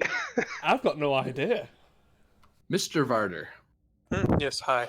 So the guy who was helping you, he's kind of busy, and he hasn't come back, and you still have these forms. Well, shit. So your current setup now is... I'll retype it in there, and you have... I think he only needs 2 now, doesn't it? Yeah. Yeah. If you fail this, I'll be done like in half an hour with the myths upgrade, and you can call me. I know how to fill forms. Jesus, I know how to fill forms. I have a con of 4, so it's fine. What does magnitude mean on that? The goal of an extended task is to get 3 magnitude. One of the ways to get magnitude is to get at least 5 hits challenge dice roll. Another way is to fill the work track. Actually, once you fill the work track, checks like this become easy. It's the higher magnitude implies it's like difficulty, but for extended tasks, to put it that way. Okay. I was just done extended tasks before. Yeah. Right. Well, yeah, I think I just need to roll for that unless I want to use determination. I kind of don't. For paperwork? Could call me and ask for legal terms. Yeah, I didn't think that was going to happen. I mean, you can spend your determination if you wish. Nah. On paperwork. If I was going to for paperwork, I'd do it beforehand, so it's an automatic success. As you're filling it out, there's a yeoman who's there checking over your, and you're like, there, filled out that one. The yeoman looks it over. No, sir, you, Master Chief, you filled out that form wrong. See, you need to indicate what exact ship by name and registration number. And there's a moment in your head of, why would I remember the registration of a random Bajoran resistance ship? Like, did we even registration number those? Well, actually, after the war, you did. And see, here's the record, and it's just this mess of numbers with no real organization because, well, the Provisional Council never really got around to it, and they only just started registering them with Starfleet when they were enveloped. So it's a lot of NCC. Good luck reading this. Like, yay. Yep. Great. And knowing how these ships work, one of those is probably made up of 5 of the previous ones. Oh, I found out where Lieutenant Commander Penn's gone. Oh. To the Vice Admiral's office. Apparently he has a meeting. No, he had a meeting. Huh. Okay, well, I'm not going to question that. We'll leave that form aside. Let's try filling out these other ones. Yeah. Cut down to Team Build a Myth. There's a lot of sighing from Varder.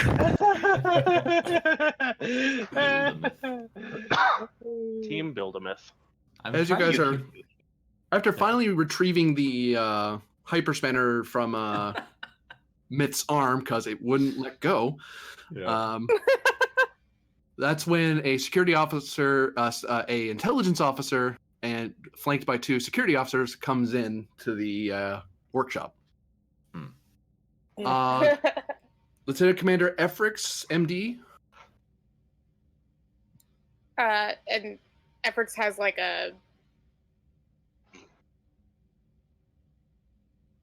some kind of tool like clutched between her teeth as she holds down Myth's arm because it's been twitching. She looks up. Oh. Yes? Isn't what it looks like. You've been summoned you've been summoned by Captain Vex for an investigation. Holds out a pad to you. Aaron goes pale, by the way. She has her arms very full. Right. The tilt matters to the ground. Yeah, she puts it on the table. Taps her comm badge. Efforts to who's our surgeon? Dr. Vimeth? Someone want to play Vimeth? Nah, I'm not gonna be that mean. Because there needs Yes, to be a medical officer. Would you come down to engineering, please? Engineering? Yes. Understood.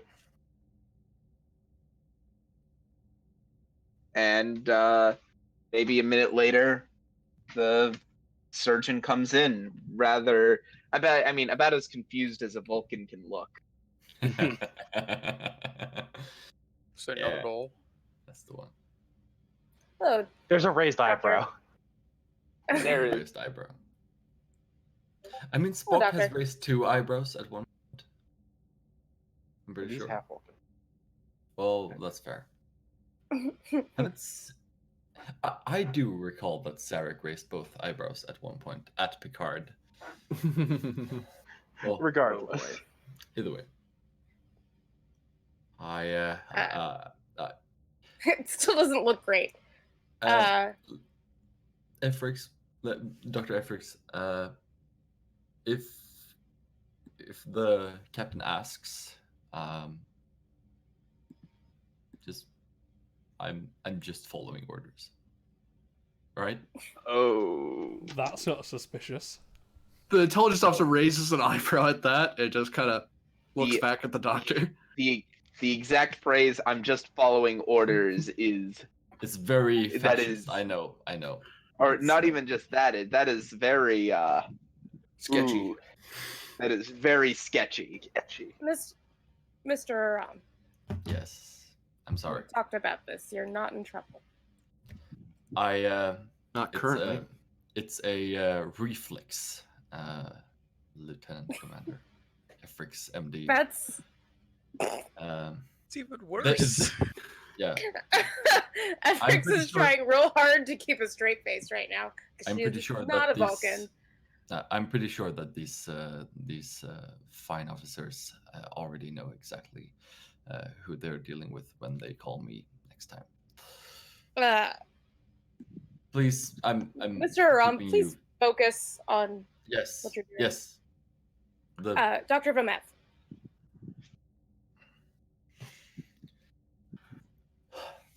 Mr. Aram has my full authorization to perform this procedure, but I would like you to oversee it and help where necessary. Understood.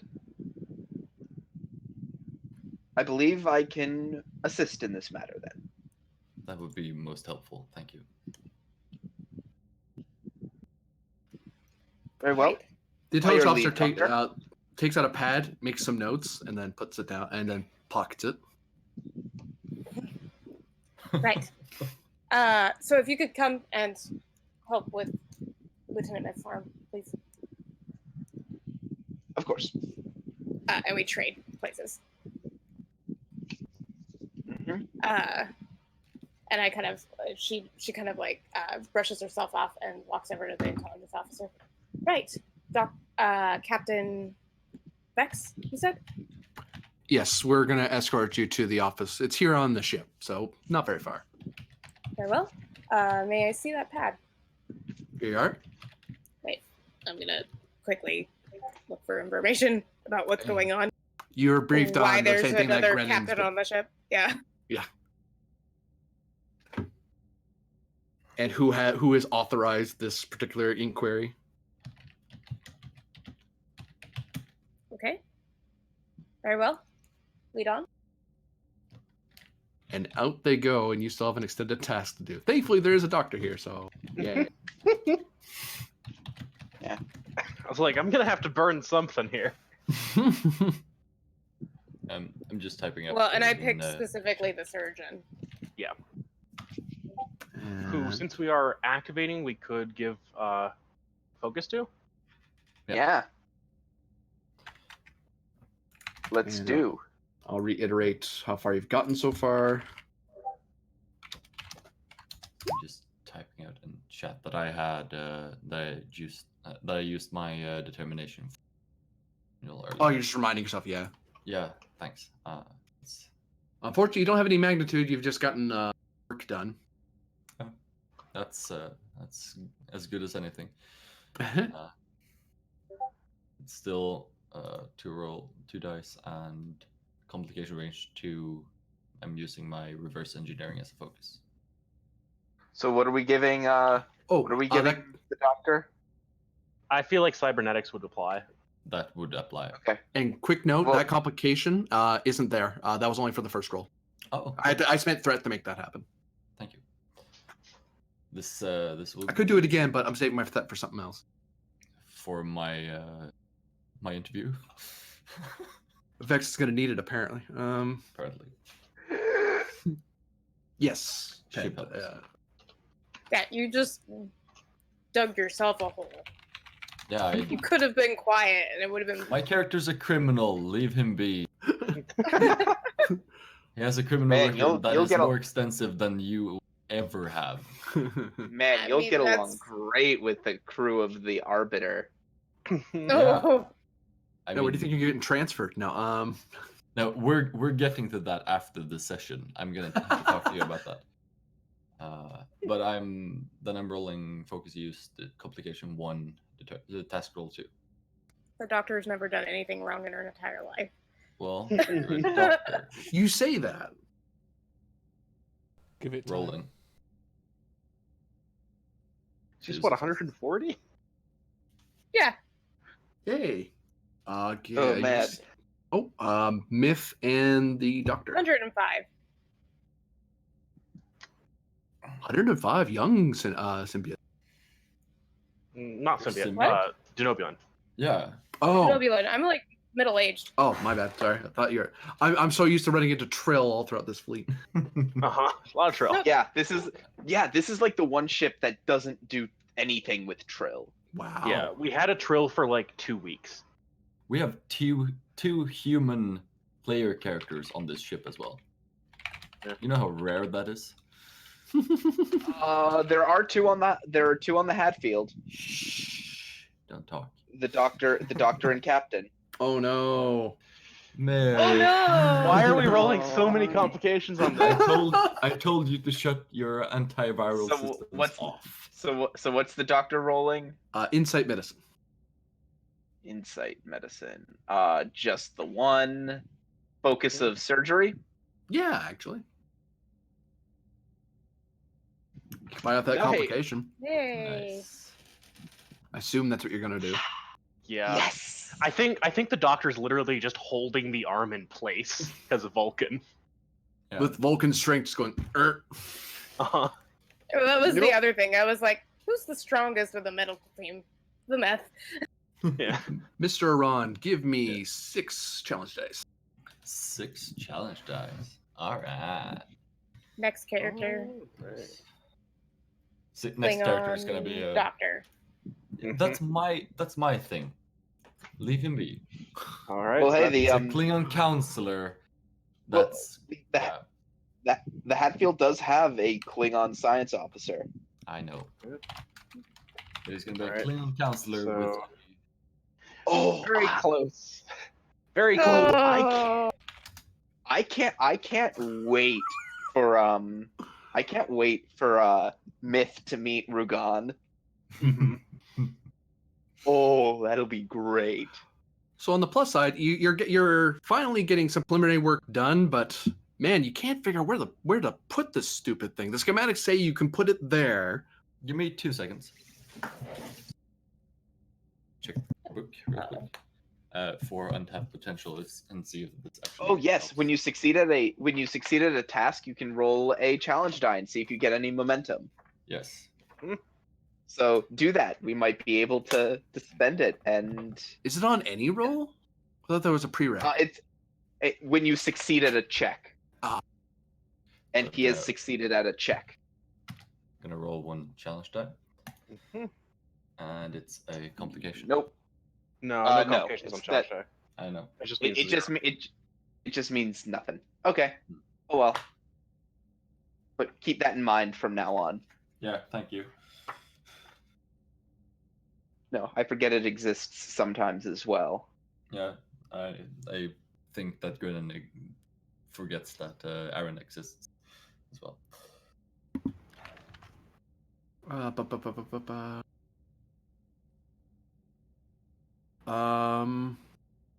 You and answer that question real quick, Pen. You can use a crew support to pull one of the con people off from the Kismet staff.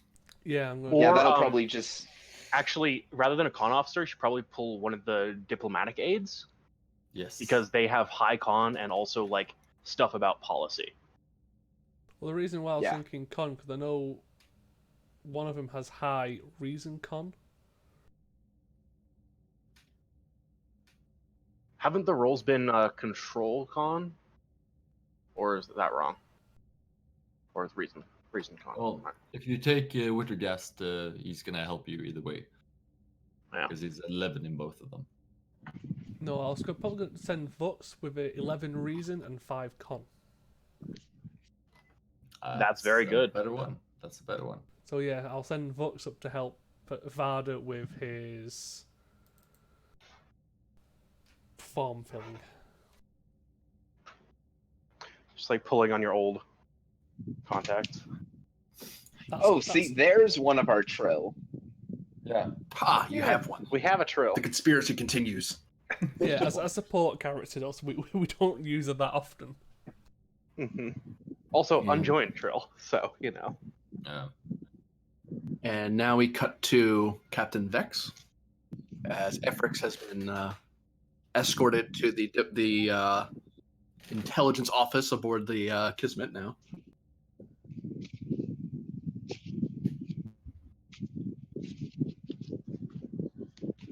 Captain? Doctor, thank you for coming here. I do hope I wasn't interrupting anything. Well, just a bit of improvement. Yes. So, how can I help you? Just a few questions and a moment of your time. If you could have a seat. Shouldn't take too long. There you go. Would you care for something to drink? Oh, tea would be lovely, thank you. Which kind do you prefer? Green. Hot or cold? Hot, please. It's good for the immune system.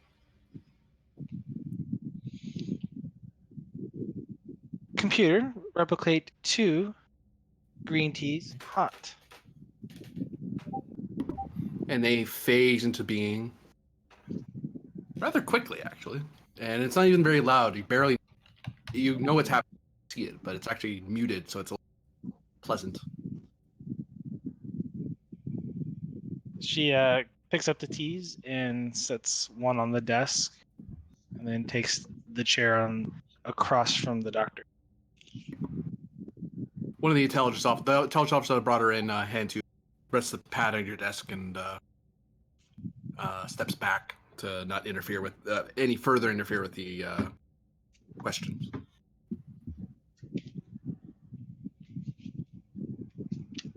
Thank you, Lieutenant. Captain, Doctor. And he steps away to look over, as it looks like everyone in this room is looking.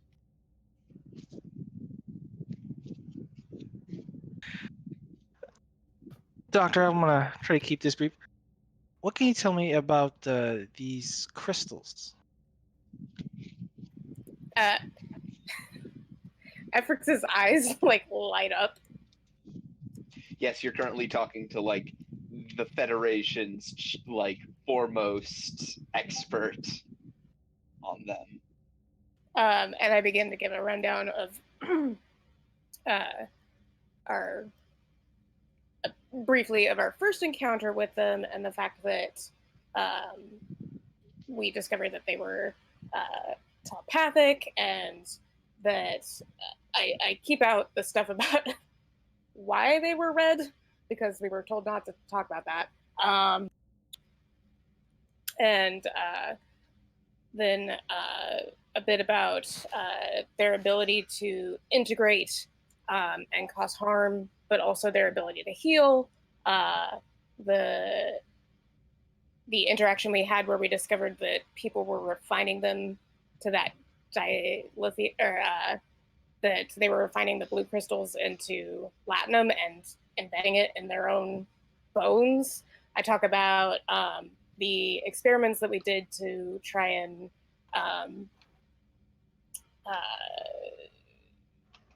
while I was off ship to try and figure out how we could help heal the crystals from red and black to blue, and our success with being able to do that on a large scale for the whole ship in our last mission.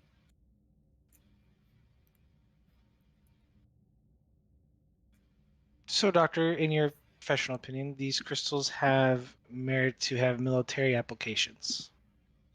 They're sentient. No. No, okay. There are those that may seek to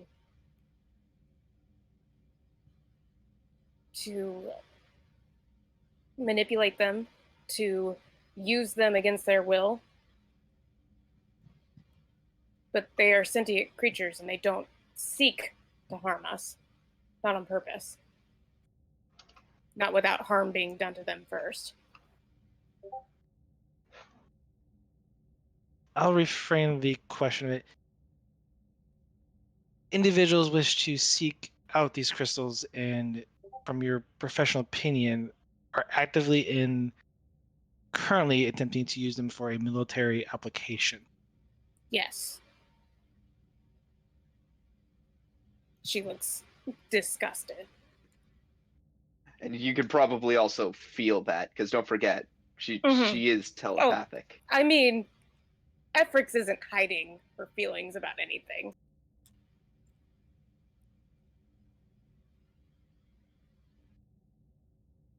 She's not good at that. She's not trying. In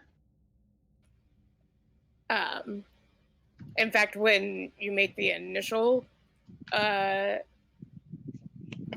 statement and the way that Efrix's brain interpreted it, there's the borderline, like the aggressive denobulan, like she almost puffs up at you about it. And then you rephrase it and she backs off immediately.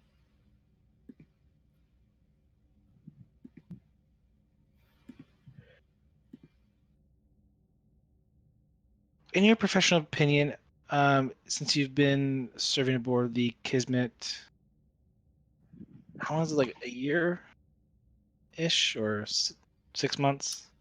It's probably closer to a year in game time, I would think. Yeah. Mm-hmm. What is your medical psychological evaluation on Captain Grennan? The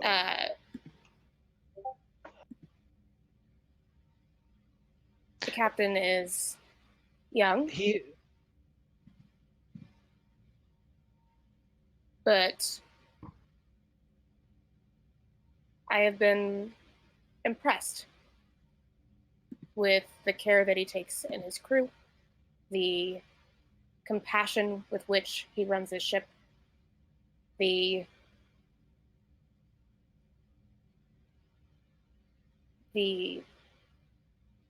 instinct with which he leans towards peace at all costs,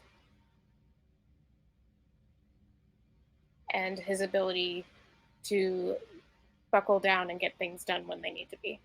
He is an apt captain. I'm happy to serve under him.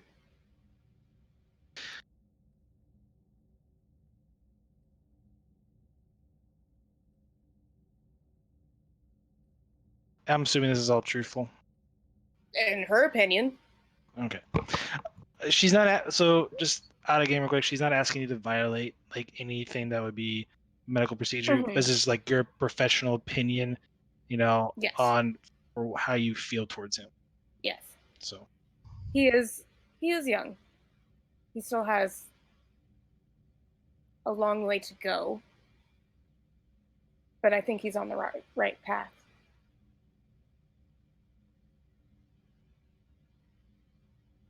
Interesting.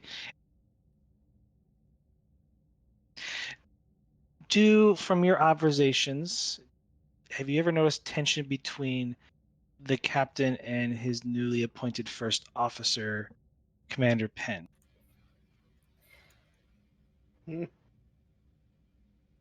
Captain Vex, I'm sure, well, maybe you haven't yet. If you've met Lieutenant Commander Penn. Oh, I have. Uh, Cheerful fellow. He, like all Tellarites, thrives on tension. I don't believe it's hostile in the means of being detrimental to the crew, but I do believe there is a healthy amount of competition there on both ends. I think they make each other better than they are apart. I will say it's been a bit of a trying time for all of us, as is typical when a change of command occurs. Grinnan and Commander Varro were very in sync with each other. They had served together for an amount of time that allowed them an ease that Captain Grinnan and Lieutenant Commander Penn have not achieved yet. It doesn't mean that they won't, but it is still a new placement.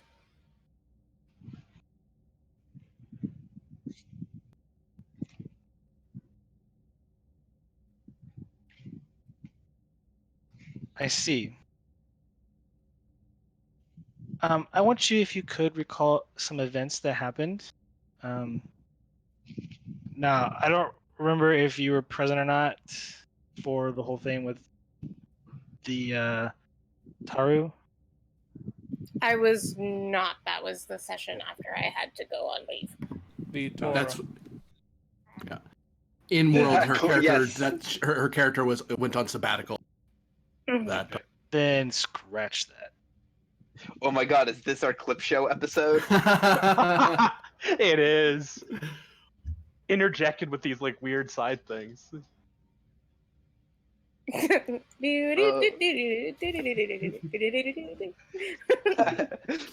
to Efrix's memories of Pind and his crazy boxing ideas. Oh no, I know. No. I know exactly how you'd frame it. It's like, she's saying, it's like, oh well, I remember, and no. The captain is like looking at her and doing like the psychic thing. Mm-hmm. And like that's how you segue into the clips.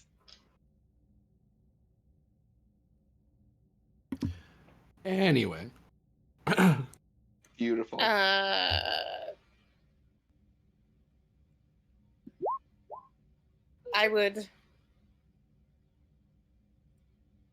guess you have some questions about our interaction with a certain person of interest.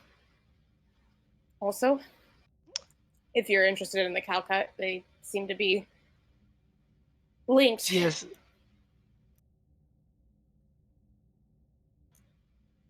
What details could you provide me with an individual known as Irene Adler? We first encountered her on Calcut. She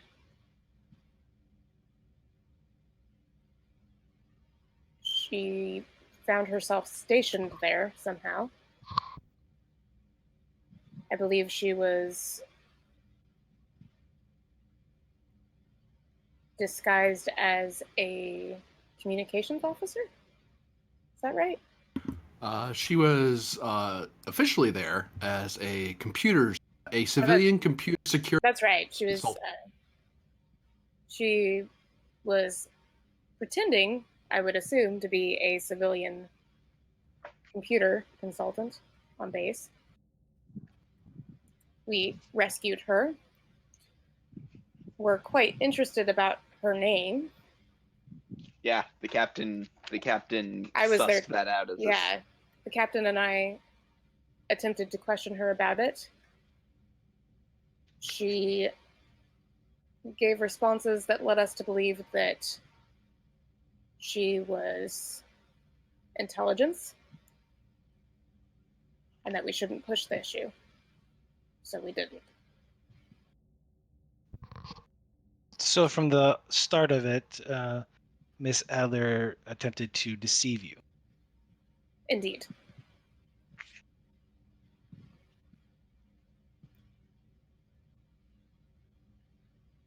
The next encounter with her was a tragedy.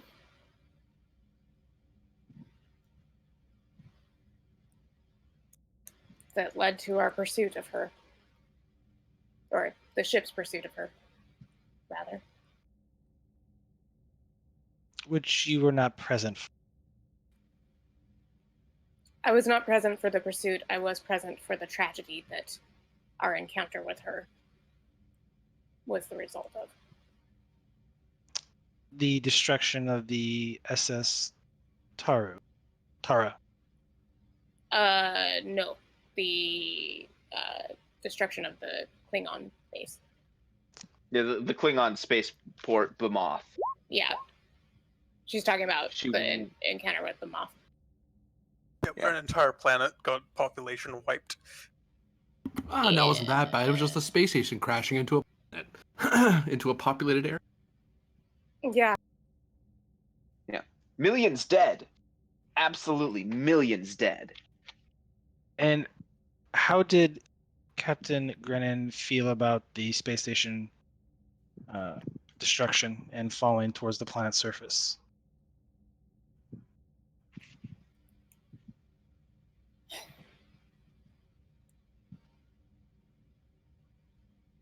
I think all of us, the captain included, felt partially responsible, especially as the captain and I had encountered Adler before and fell for her tricks before.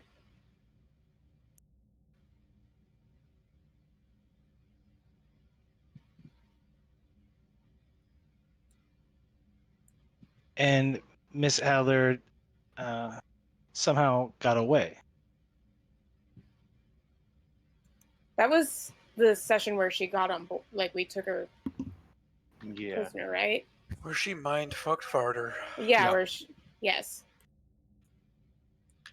I'm sure your reports probably say, if they don't, Miss Adler appears to be quite the powerful psychic. Indeed, she is.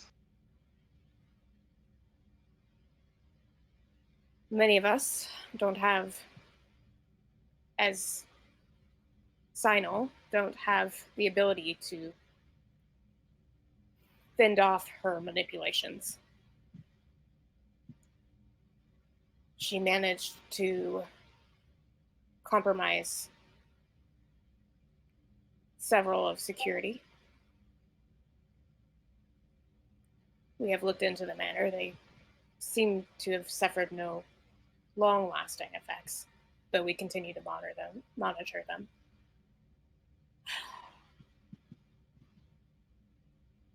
At the time, we did not have the knowledge that she was such a powerful psychic.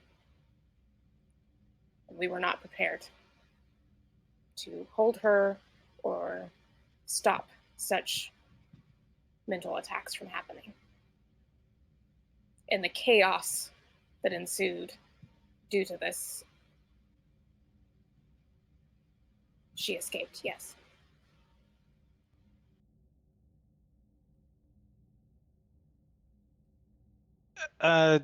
Telepathically slash, kind of empathic a little bit.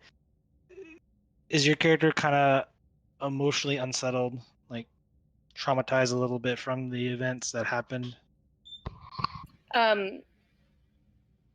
Yes. Efrix struggles with loss of life where she feels it was unnecessary, and this was a big one. It was part of the reason why she stepped away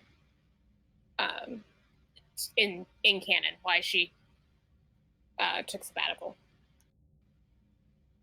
so that she could focus her energies on something that she felt like she was giving back, because at the time she really felt like she had let some people down, including herself. So yeah, there's definitely some emotion there.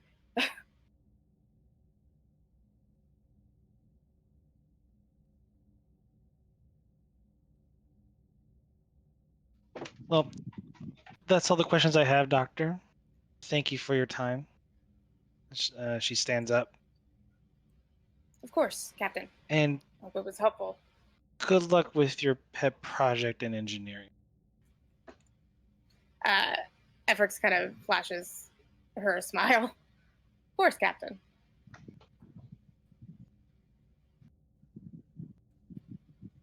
You're dismissed. Thank you, sir.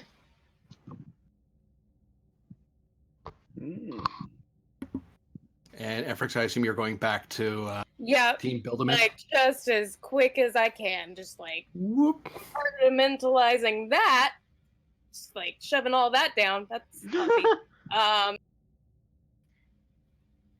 going back to work because that's what I do. Captain Vex, who do you? What is your next step in your investigation?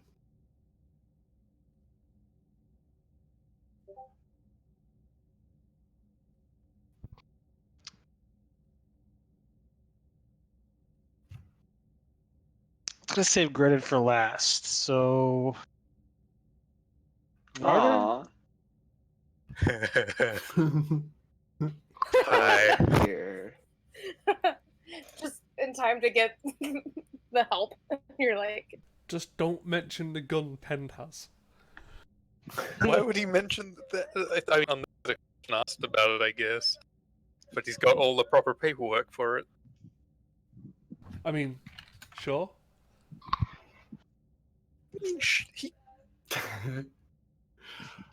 And we'll cut up to the Vice Admiral's office as Lieutenant Commander Pend is walking with some purpose, I imagine, to his meeting, with the captain very quickly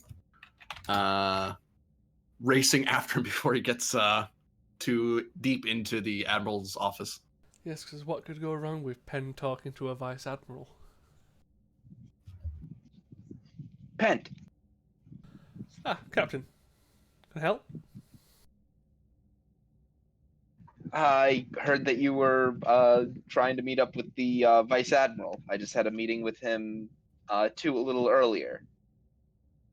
Yeah, I've just come across some very interesting information which he's definitely going to want to have a read.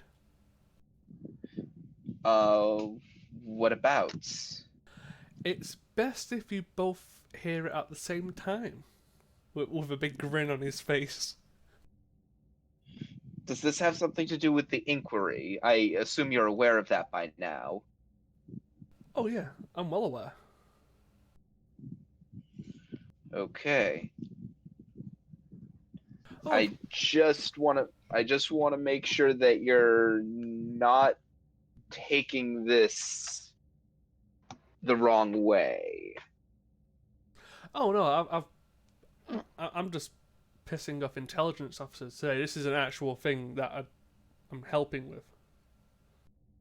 Oh, Pend, please. try not to make this difficult for me. I've not done anything yet. Yet, and that's what I'm worried about. God, why are people no fun? And the captain hushes his voice and just sort of, you know, hushes pen down and says, I need you to listen to me very carefully. All right? If this investigation goes sour for any reason, you let your temper get the best of you, you provoke this intelligence officer too much, then I might be forced to resign my command. So Pen's just gonna tap you on the head with the data pad. You're gonna like what this says, so we best get into the meeting, Captain. All right. And the captain just shakes his head. I'll go with you on this one. This better be good. I mean, if we're being honest, have I actually ever done anything to put yourself or the crew in any danger? The captain just crosses his arms, looks at you, and says, "The meeting, Mr. Pend?" Good answer.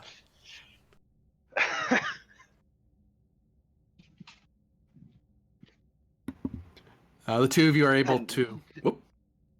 Pend, you're going to like the way you look, I guarantee it. Yeah, I'm going to like the way I look in stripes. Mm-hmm. One moment. Ow. Stripes? What about just an orange jumpsuit? I love the angry denobulance. Yeah, in case you guys forgot.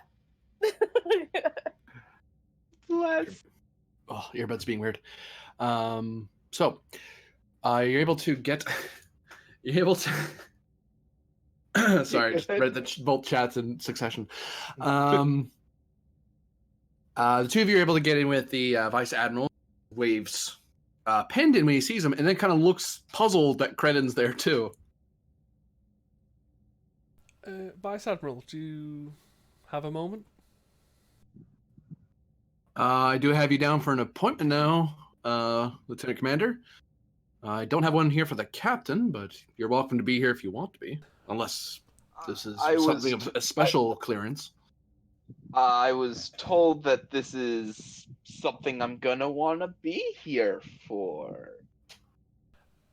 Yeah, it's concerning our Klingon issue currently. Go ahead. So, when I was helping the Master Chief with his forms to enlist, I was going over the mission reports for the last couple of incidents with the Klingons, and something was coming together, shall we say. Such as Irene Adler's interaction in the Bamoth system, how the Klingon... What is it? Stop it! How, even though the Klingons wanted her dead, she was doing something with the military, experimenting on the Kolkut crystals. Also, in our little interaction with the Captain Vrick of the Sliven recently in the Omicron SETI system, kind of let slip that the Kolkut infused disruptor torpedo was Klingon property. There's also been rumours and suspicions that Bamoth, along with other sites, were, shall we say, testing grounds, which would indicate why the ambassador also has a bit of a obsession, apart from the loss of life, of course. Lieutenant Commander, what is it you're suggesting? I'm suggesting that even though we're not technically allowed to spy on our allies, and I'll hand over the datapad to the Vice Admiral. He takes it from you and starts reading it. There are definitely more than enough suggestions that could suggest that the ambassador is partially overreaching, shall we say. Good God. And you think they did this to themselves? I believe an inside job? It's possible, and as a bonus for you, Captain, there's been some notifications that our favourite crazy psychic, who keeps coming and annoying us all the time, Miss Adler, has been having some interactions with the Temporal Division. You mean the Department of Temporal Affairs? Correct. The fun side of intelligence is no one tells anyone anything, and it's a pain in the ass.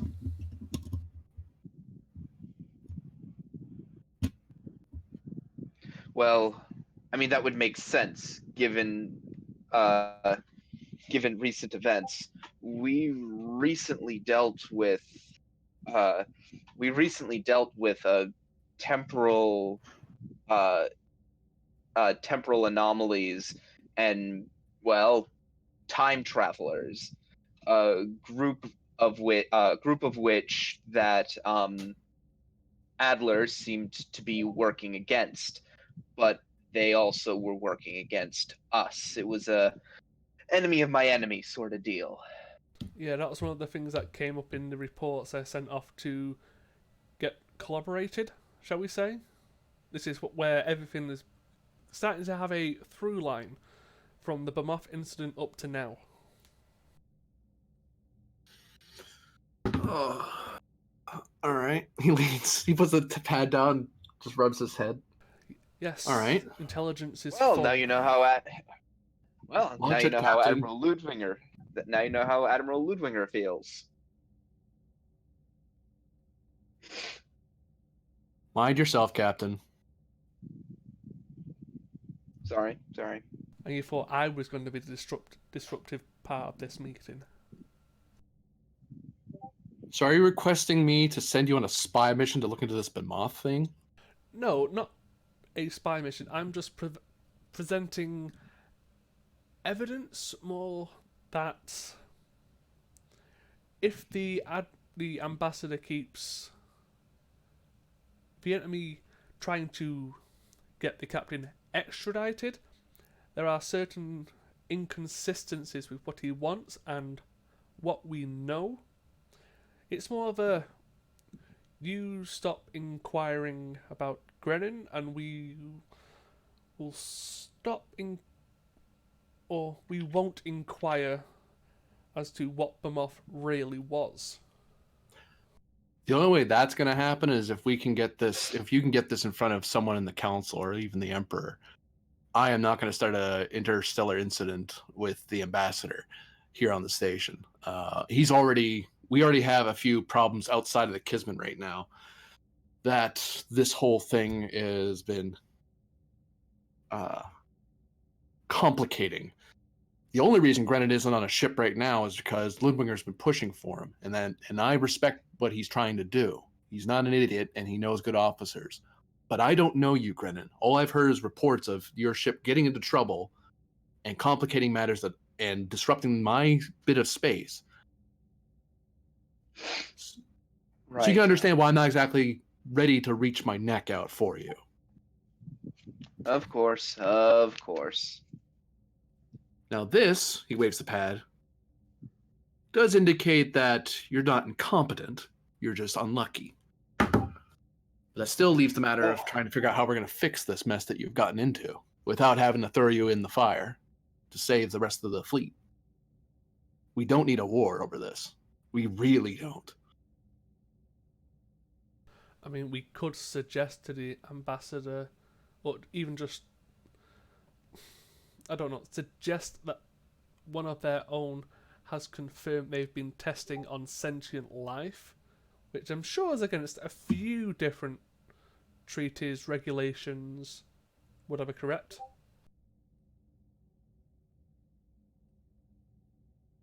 To say the least. So again, if they agree to call off the witch hunt, this information could clearly just disappear. It doesn't have to be a threat, it's just a, you drop yours, we'll drop ours. I'm going to speak with my staff about this, and I'll inform you of what I intend to do. Assuming, of course, Grennan here manages not to get himself extradited before then, or intelligence pulls the plug on this whole operation, because this whole thing, I did start it, but the admiral above me has decided to take interest, so I can't undo this now. Which admiral is this again, out of character? Do we... I have forgotten his name already. He's in the security log. Hold on. I was gonna say, it's one of the actual, like, fleet-wide admirals, right? Yeah.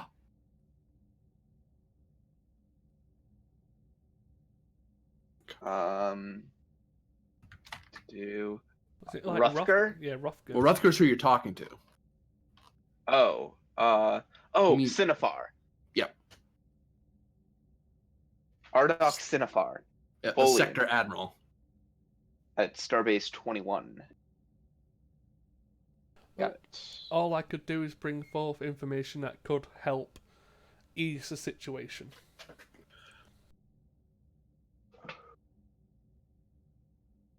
I'll see what I can do. He shrugs. I don't want a Starfleet officer getting blamed for something the Klingons did to themselves. But we'll see what... we'll corroborate it on my end, and we'll see about getting this sorted, whether with the Kismet or someone else in the fleet. Well, that's appreciated, at least. I don't want any more trouble from you, Captain. Not one more incident. I'll do my best, but... Oh, and the next time you see Adler, I want to see her in cuffs, and I want her on this station. One way or the other. Yeah. All right. I hear you. As I said, I'll do what I can, but you said it yourself, Admiral. I am very, very unlucky. Good captains find their way around luck. You're both dismissed. Yes, sir. And Captain salutes and leaves with pen. As soon as that door closes, I told you you'd like it. Better than I thought. Why do you have zero confidence in me?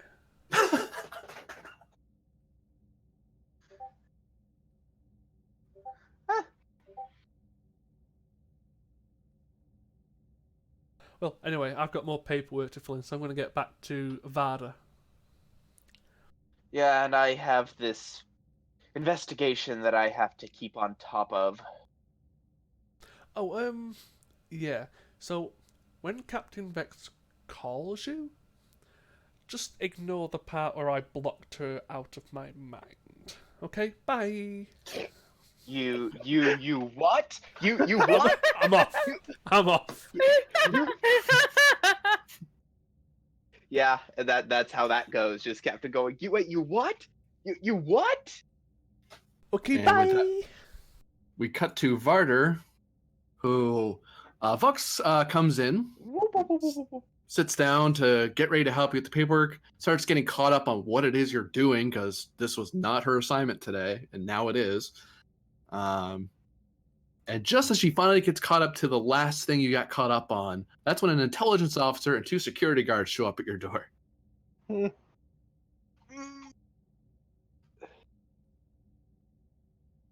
Fuck. Master Chief, you've been summoned.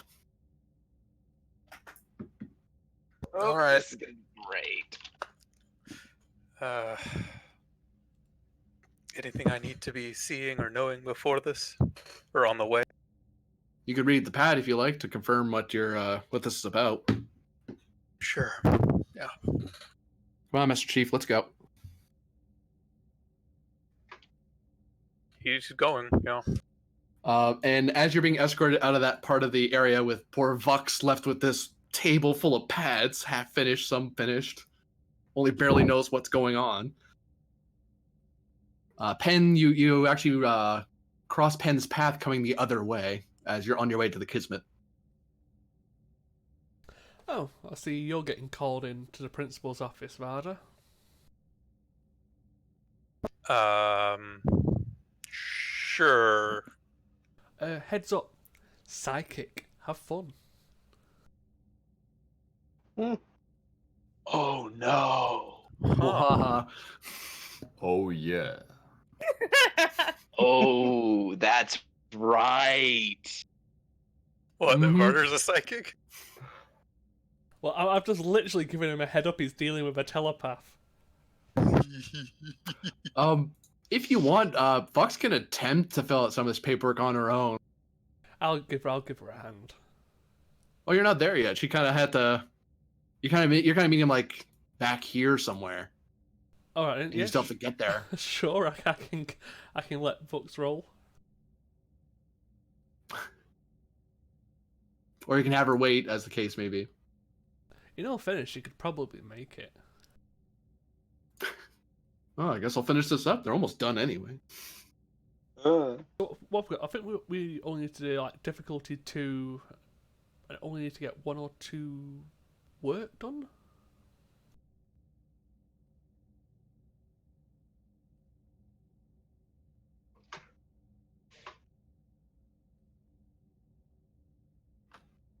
What was the last? Oh, right, because he made no progress. He made next to no progress last. I remember now. Yeah. Yeah.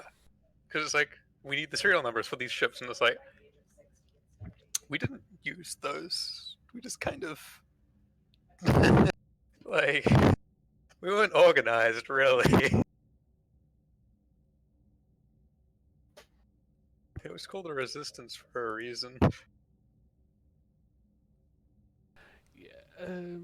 We can add something to the sheet, but adding paperwork just seems a bit on the nose. Starfleet Protocol. Yep, okay, that'll do. Starfleet Protocol. I'll add that in a second. I'll just do the roll.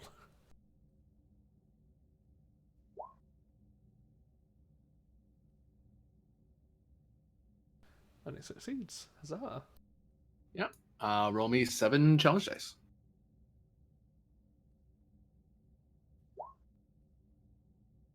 Yeah, I think we've done it. Yep. By the time Penn gets there, Vux has finished with all the paperwork and fixed some of the mistakes that were in the paperwork. Like, what? You just ask the computer to look it up. Don't look it up manually. Yeoman's like, oh, I didn't think of that. No, you didn't. Well, No, you didn't. well, that's why Vux is there. She's good at her job. We cut to Team Myth as Efrix steps back in, some progress having been made. Aaron like rubs his eyeballs. Ow. Yeah. Welcome back, Doctor. This is going forward slowly. We have most things put in. We just need to hook them up, I suppose. All right. Heads up if you get called to the principal's office, as it were. Yes. It's not about you. No, I know. I know that it's not about me. It's about Grennan. But I have a thing with superior officers and being called into hearings. It's just a conversation. That's all it is. Treat it as such. It's always just a conversation, but then I get demoted or lose the privileges to I don't know, going to the sick bay. Which is something I ought to take with an admiral at some point if I can muster up the confidence and the time and the. Wait, what? What do you mean you're not allowed to go to sick bay? Of course you're allowed in sick bay. No, I'm not allowed in sick bays. It's an academy thing. Jesus. How are you allowed on starships? I'm not technically. What? He has special dispensations. I've had to give him permission to come on the bridge. Yes. I am the bridge liaison, but to the engineering, but I could be so much more. I could be Oh boy. by now if I wanted to, but I do want, but never mind. Let's get back at hand here. And by hand, could you hold this? Segway. Thank you. Literally hands the Myth's hand. Yeah, like we've detached the hand because it was being too problematic. Yeah, it was fighting me. You said you unhooked it. I think you're being mean. I mean, I just realized that's a good point. I mean, it's super easy to detach an android's hand. Yes. Yeah. Too easy. But if you leave it attached, you can benefit from the diagnostics. Mm-hmm. Exactly. Yeah. That's why we didn't detach the arm, just the hand. Yeah. I was holding on to things. No, it's the whole arm that was the problem. We were just holding it at the wrist and the shoulder. Okay. I'm just glad we had another doctor here to tend to my wounds when Myth grabbed something she shouldn't have grabbed. My knee. Stop laughing. Ow. I'm still healing. It's only a little dislocated. Oh, yeah. I'll take a look at it after we're done. My apologies, Lieutenant. I'm just joking. It's not dislocated. It's sprained. It's a different thing. Control engineering, complication range 1. 2 now. 2 now, because we don't have a hand. All right. Test roll of 2. Thank you. Give him a hand. Boo. Brennan, I will come up to the Admiral's office. I kind of need to, actually. Rolling then. Yeah. Woo! Yeah. Any assistance from the rest of the team? Yeah. Ship. Is it still insight medicine? Yeah. Oof. Oof. Even I have the still Myth 4 can jump in. successes. I already did. Oh, you did? Oh. What about the Myth? Or is she updating now? Yeah. Is that too many people? Is that too many cooks in the kitchen? That might be too many cooks. She can help with it with an insight medicine because she might chime in with you might want to method. Yeah, she's been here the last half hour. Yeah, she can't help with only one person can do. The other people around can maybe throw in advice. Go, try this. Mm-hmm.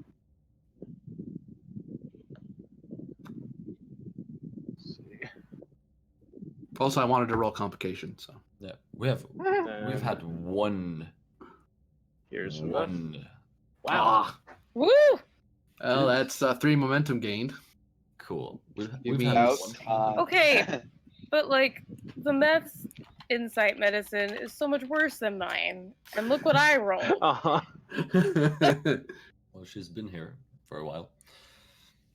I was there when you guys started. I know, but she was here when we got the work done. So I'm sorry. You're definitely not allowed sick bay. No. Yeah, No. no kidding. Now I understand. I'll just duct tape. Wow, you're mean. I'll just duct tape the hole shut. It's fine. I can build a dermal regenerator. It's fine. I've read the manuals once. 6 challenge dice, please, Mr. Aran. Yes, thank you.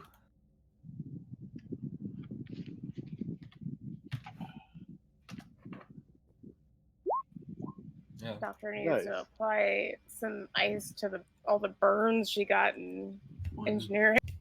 You're denobulum. You're fine. You have filled work tracks, so that's 1 breakthrough on its own. You've got at least 5. That's 2 breakthroughs. Still 1 short. However, basically it's 1 roll away, so you just have 1 more. As long as you don't get complications, you should be able to do it. Or you could just spend a momentum. I could spend a momentum. Well, no, the work track's already full. Oh, right. Like it's just a matter. It's just a matter of time now. Yeah. Because now they figured out what to do, why it's been fighting them, and they got all the tools they need. Everyone's got a good idea of what they're supposed to have been doing for the last several hours. And I've been able to start integrating this with my routines now. And then they're like, okay, now all we have to do is just do the work to get it. We just have to finish what we started. Yeah. It's like the arm is back under control. Now we're gonna plug everything back. You find out there's there's a diagnostic cycle you can put the arm in so it doesn't twitch like that. Oh, we could have done that a while ago. That would have made this so much easier. I read Listen, that I'm a chapter, doctor, not an engineer. Leave me alone. Well, if you want to invoke that, sure. I don't think I can. I don't think there's anything I can do because I wasn't the primary roller on. Either way. All right. Well. I just wanted to say it. And we'll cut up to Varder being escorted into Vex's office on the Kismet.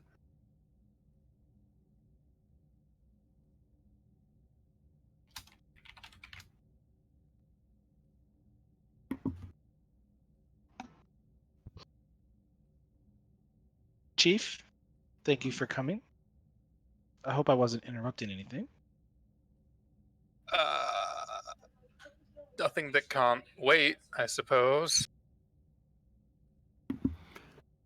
Even as you're talking to Varder, you can see there's sparks of energy coming away from. You broke up there. Move the mic a little better. There we go. Vex, you can see in Varder's eyes that there's even as he's talking to you, that there's slight sparks of energy coming away from the center.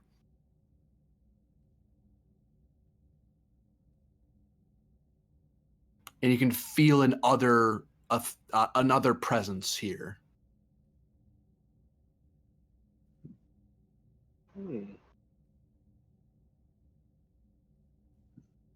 Something the matter, Chief?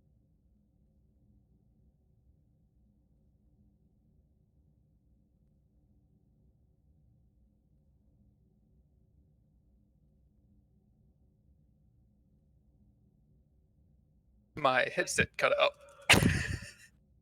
I am back now. I don't know if I missed it. Yeah, the captain asked you if something is wrong. Just being busy today. Got the explanation of what the GM said. Oh, I was hearing the sparkly eye thing, and that's when it cut out for me. Yes. There's also mention of another presence. Oh, I don't know that bit. But does Varder feel the other presence? He knows something's different about himself now. Because it's in his traits. He can sense the universe, sort of. Yeah. No big deal. No big deal. I mean, he did read all the text relating to how one comes in contact with existence. Oh, wait. He didn't read any of that. Kind of busy fighting for his life and stuff. Poor excuse, I know, but yeah. Varder's in a constant state of being in a bad acid trip. He's like, the universe is in my chest. Would you care for a drink? Glass of water, perhaps? I'm fine, thank you, Captain. You can have a seat if you like. He'll take a seat. Kind of give a small nod. You know, as normally as one can. But that means he's just behaving normally. I see here from reports you've had quite a interesting turn of events these past few months. That would be one way of phrasing it. Yes, Captain. And how are you feeling currently? Any distress? Mild irritation from a surgery, but that's about it. I hope nothing too life-threatening. No, just experimental. That's probably in the notes somewhere. He's got a bone net put on for extra bone juice purposes. Because of his bones being weakened by calcit crystals growing out of them. Assuming that would all be in paperwork that she would have read. Yeah, it'd be in there. It'd be part of the medical file as part of Starfleet record. Yeah. Now, correct me now, you're the chief of security? That would be correct. And you were taken over by Adler? That is what would appear to have happened, yes. That was out of character, but... Oh. Yeah. That's the thing that happened. Mind fuckery crystal stuff.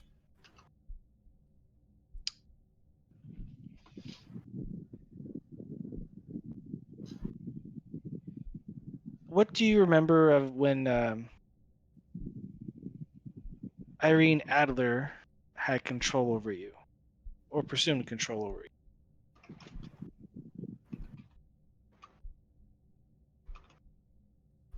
The only events I recall are incorrect. As is to be expected from the experience, I believe. Could you elaborate, please? What was it called by the doctor?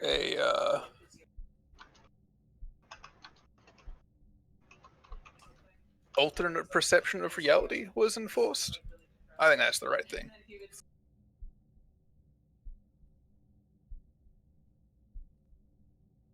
Meaning I saw things that weren't quite actually happening while doing something else entirely. So you're in a dreamlike state, you could say. A waking dreamlike state, I suppose. I was still able to function quite clearly and unfortunately. Yeah, in control of his actions, but not his perceptions.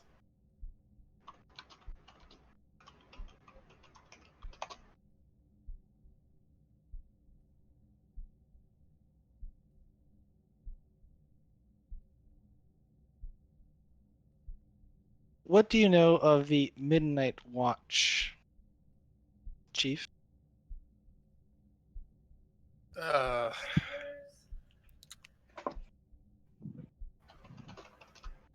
Only what's already in Starfleet intelligence reports. Let me find my file on that he has read multiple times and I've forgotten.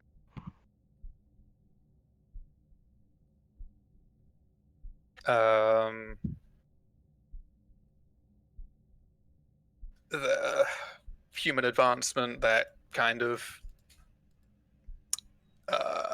agenda, but nothing beyond what anyone else will already know upon looking it up themselves.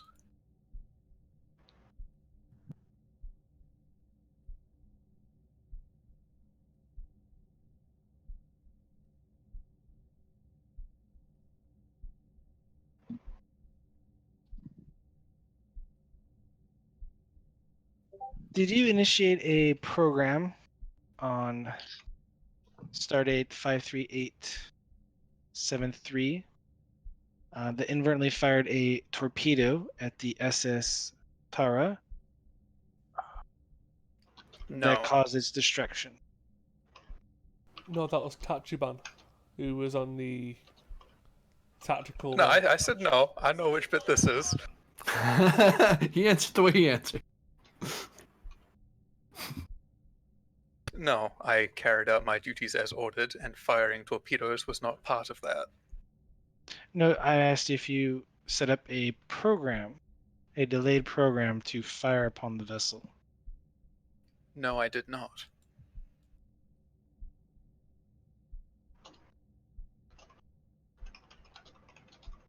I see.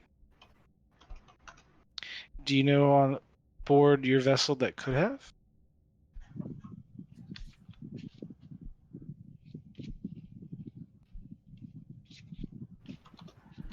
The only candidate for that comes to mind is Akira, who was mentally compromised for a far longer period of time than I was.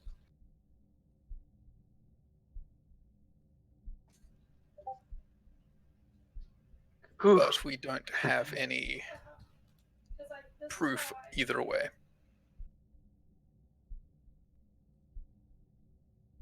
GM, is this supporting character still alive? Yes. Yes. Yeah, he's still serving with the Kismet. He's under probation, given what happened.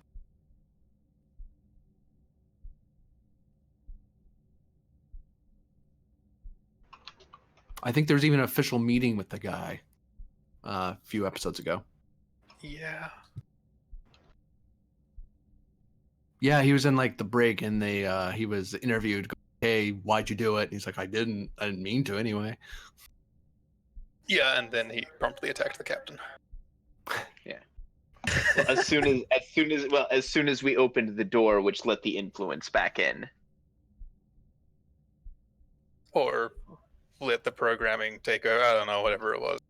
Yeah, and since then, on the file it shows that he hasn't been thrown off the ship yet, but he's been on unofficial restricted duty. It's nothing written up on his file to that effect, but you can read between the lines. You've served long enough. This is an officer who is trying to be given the hint you should resign or transfer. We're not kicking you, but you can try to prove yourself or you can leave. Make your decision.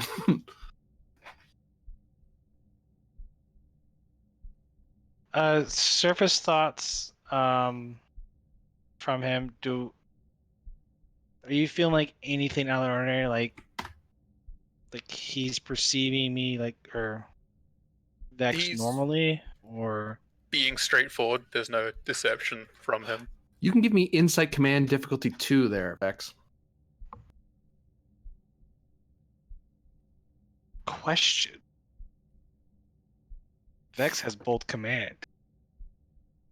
I mean, yeah. What would spark that perhaps is that the other presence seems to be doing something. Like you were kind of paying attention to him because you were talking to him, but as you try to concentrate a little bit on what his thoughts were, you can kind of sense the other thing doing something. Yeah. Oh no. I'm gonna spend a threat for an extra die because hopefully that triggers bold command considering it's threat. Sure. Because there's vague rules for this type of situation. Infiltration for a focus? No. Okay.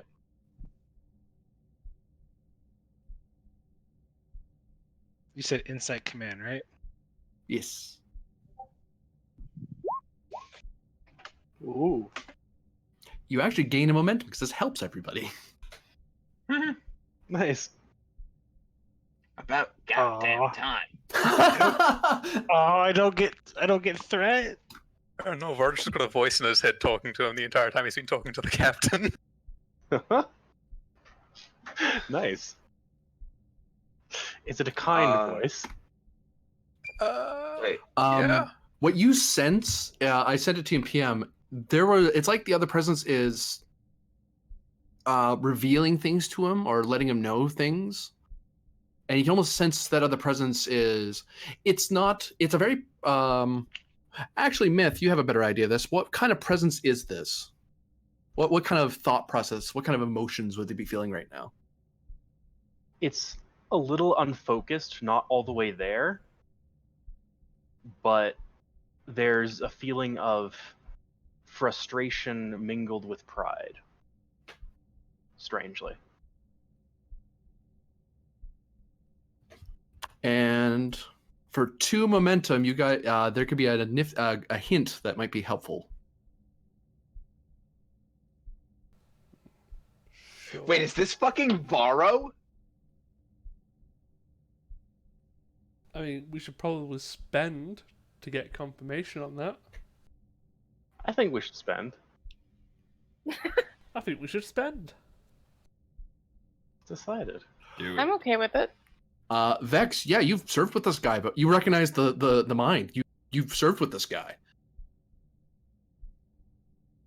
I mean, it's a little faint, but yeah, that's the mind. It's like he's there, sort of, but not. It's hard to describe. Hey, I mean, you guys said they would get along. It's a very powerful telepathic presence. Yeah.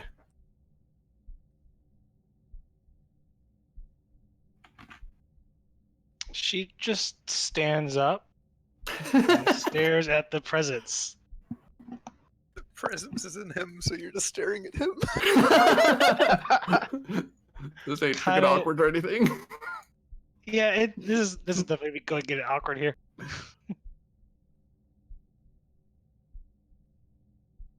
And you're seeing all of this while you're sitting down, so.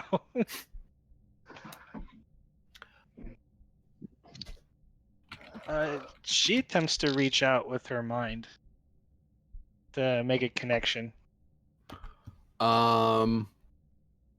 You can do presence plus command, difficulty 2.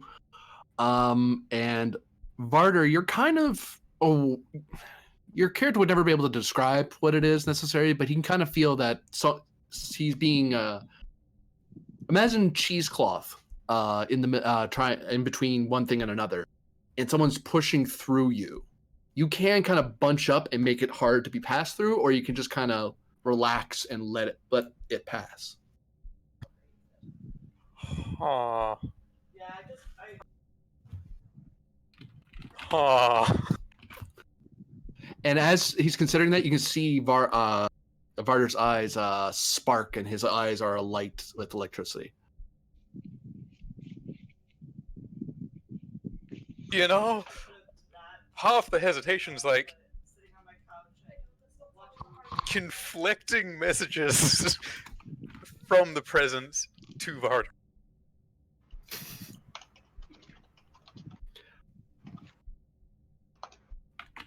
I'm gonna let it through. Oh goodness. Varder, you can actually assist with presence plus command. Oh, okay. I actually have a decent command. Oh, I forgot about that. This is a mental task. Ha! I don't have a complication. Woohoo! Oh wait, no, it's mental task. I do get a complication. Wrong way. Ha! And I have psionics as a focus now. Yeah. It's a good thing. Can this stop changing? Jesus. Game of momentum. Yay.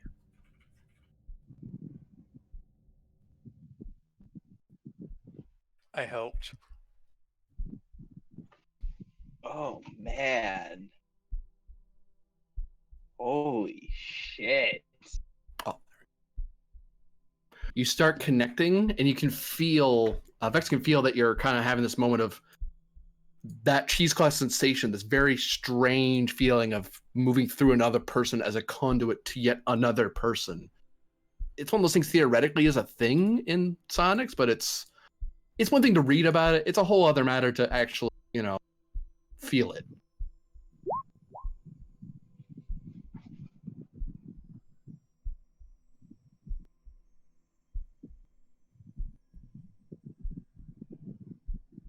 Yes, you did gain that momentum. Both of you are in a vast, infinite void of white as mist swirls around you.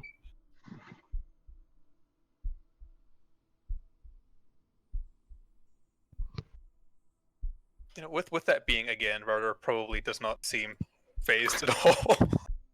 He's been here multiple times.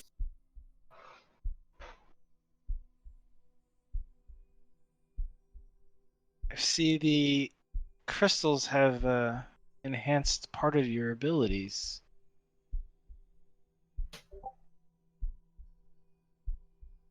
Chief?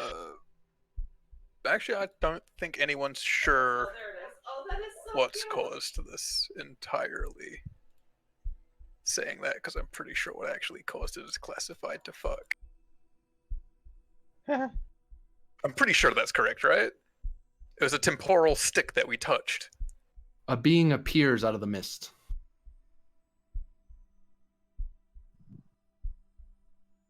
Oh, fuck. Oh, fuck. Slightly translucent. You actually see his skin seems to be a sort of is textured almost with a faint blue color, and it's almost cracked like crystal or rock. Oh!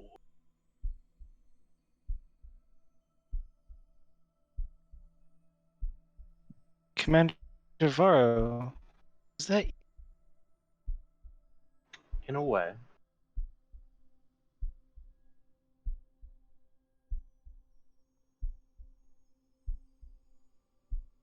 It's been a long time. It has indeed. What is this place?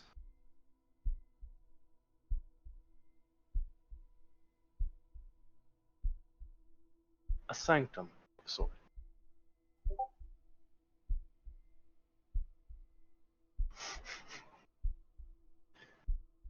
Wow. The ocean.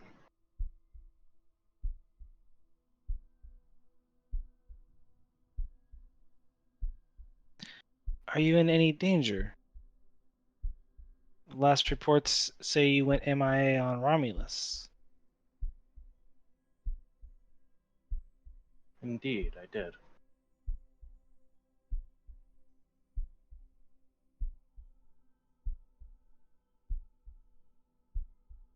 But only part of me.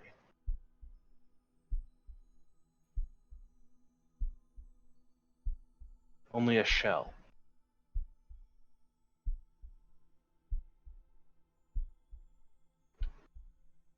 It's been a while since I've dealt with Vulcan mysticism, Commander. Are you saying your Katra is trapped in this space?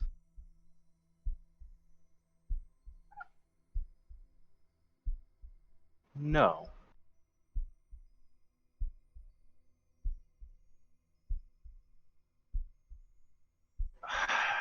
And he breathes for a second. It's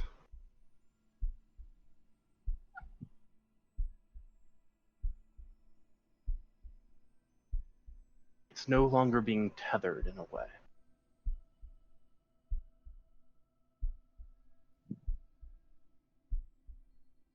I'm a drop in the ocean.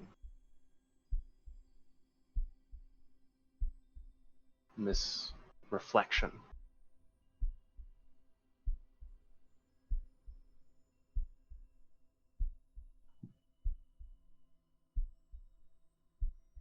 And what of the shell? The shell is gone.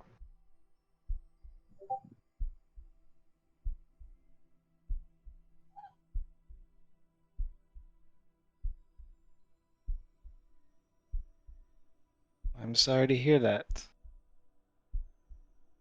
It is far outside my reach.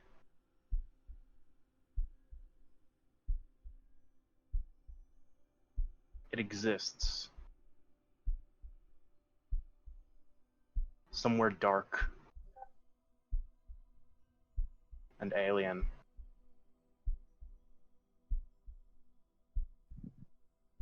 And he looks troubled for a second, like his eyes defocus.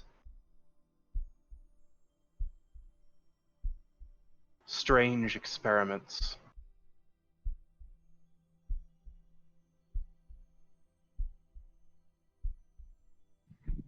your body or where you're currently residing? The shell.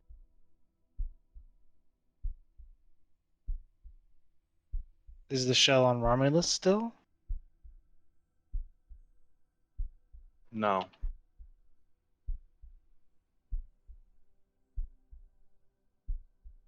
Romulus was just barely within my reach.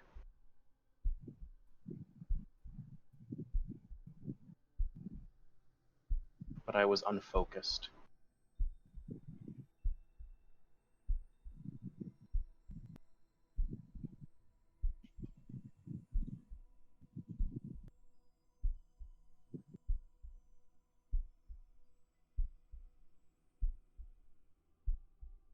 Do you need help? What can I do?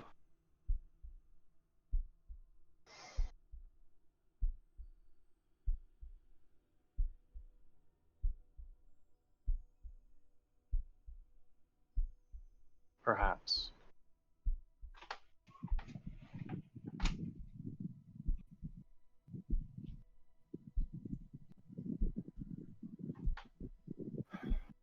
There is still some connection to this shell. And he looks at his hand for a second.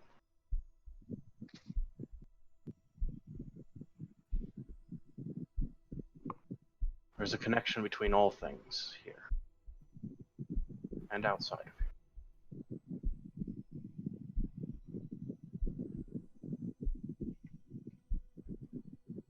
He smiles for a second. You won't like this.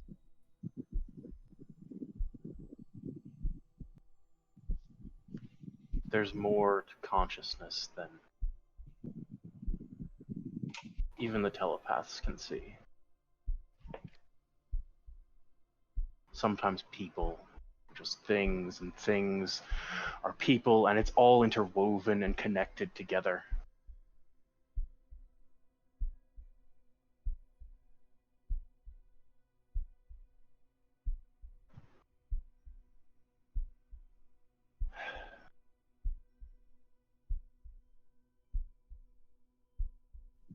The shell is in a strange place. Strange but familiar. Surrounded by colors, only some of which I can describe to you here.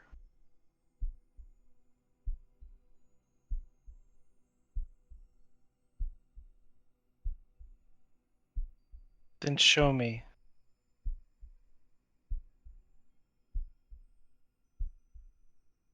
And Varro reaches out and places 2 fingers onto your forehead.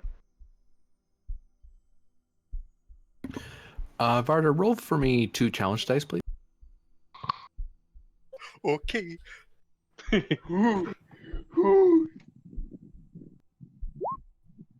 You take 3 stress. Yeah. Oh my god. There we go. 3 stress. Varro vomits. Just Getting mind fucked here. Varda, you feel an intense headache. Actually, with 3, that's getting close to a migraine. That's pretty bad. Yeah, I feel like it's a migraine. That's probably kind of leaning forward and hand on the side of his head because that's really suddenly and there. It's like someone put their hand through your head and just kind of reached out to touch something beyond it. Yeah. Oh, yeah. I wonder why.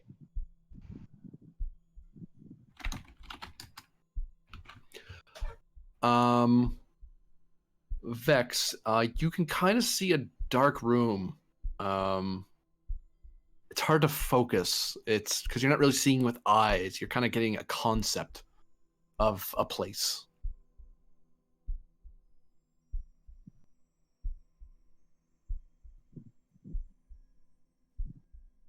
And Varda, you can kind of see it too. Although it's sort of like you're unconsciously, it's that sort of thing where you absentmindedly remember something, and it's like a song stuck in your head and you can't get it out because someone's still playing the song. So it's like, instead of seeing something for the first time, it's coming across more as a memory. Yeah.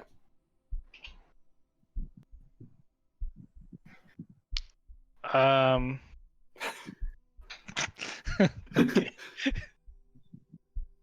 I should know this because I do this on the Artemis all the time. It's a dark place. Just gonna look for anything that might seem familiar.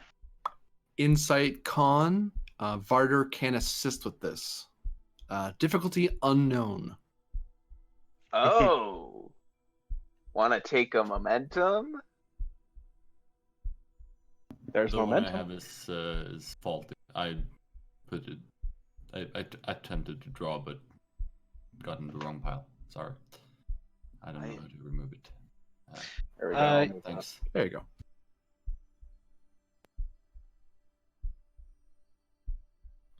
Yeah. One momentum and 2 threat. Why not? Increasing complication by 1. Of course.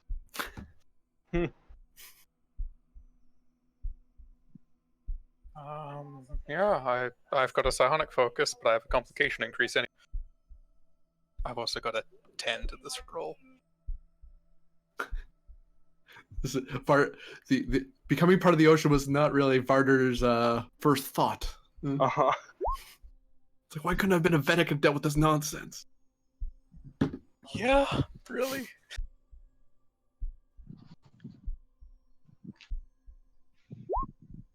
I passed it. You can ask 3 questions.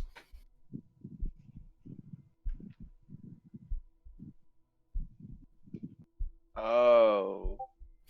All right. So I think this will be a group thing because this is your guys' game. There is some information that I know that I would. One of the questions I would like is it Starfleet design in terms of the room.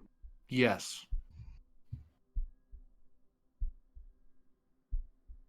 Is there a logo or a not so much logo, like a registry or identification mark of where this facility might be at? No. All right, one question left.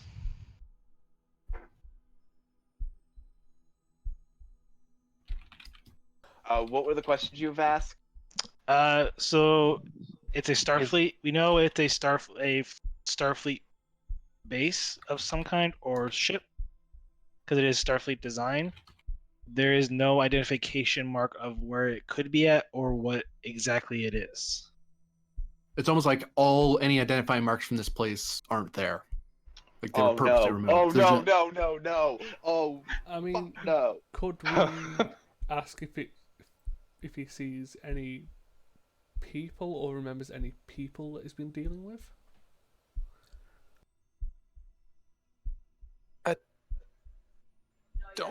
I mean, it's I don't think if we can't see them, I don't think they're there. Like, can you remember any faces? I think that might cause Varder more of a headache. I mean, he can handle it. Yeah. He's got a lot of stress. Cool. He can handle it, right? You good? Yeah. He actually agreed. No, like 90% of the stress Varder's taken has been mental. For two momentum, someone will happen to have not been wearing a mask. Most people are, almost to a person. But like, for 2 momentum, 1 person will be unmasked. Or like they tripped and knocked it off or something. Oh, they didn't think they needed to wear it. Put it down for a second. They didn't think anyone was watching. I think we spend that. Yeah. Sounds good. I mean, not that Varder could look them up anyway, because petty officer. Oh, is it gonna be fucking Adler or some shit? Please no.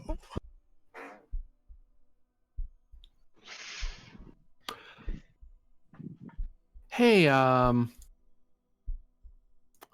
Pend. Yeah. I want to ask you something real quick. I don't think it's relevant, but want to get out of the way. Mother. So, what does your mother look like? Oh no! She is an Andorian admiral. And she's so confident she's wearing the uniform, pips and all. bars, actually. Oh shit! Oh shit! Oh fuck! Varder has no fucking clue who that is. I mean, if you described the face to him, or maybe like drew a picture, you might. Oh, shit. Oh I mean, yeah. I would assume that Vex does maybe know. Who Vex yeah, might that- know. In fact, that's one of her direct superiors. Oh fuck! She's one of my Okay. people.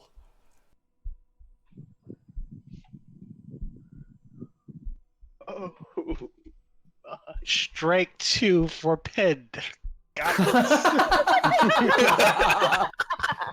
What do you mean strike 2? We're on the same team. You sure about that? I'm not in control of what she does. I'm not joking. Depends on our team. That's yeah. If we kill him, can I get his gun? Fuck off. Holy shit! You PM me the name.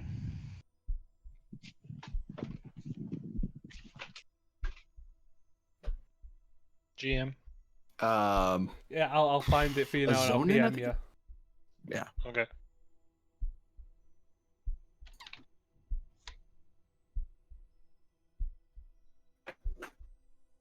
Wait, did you say a zoneman?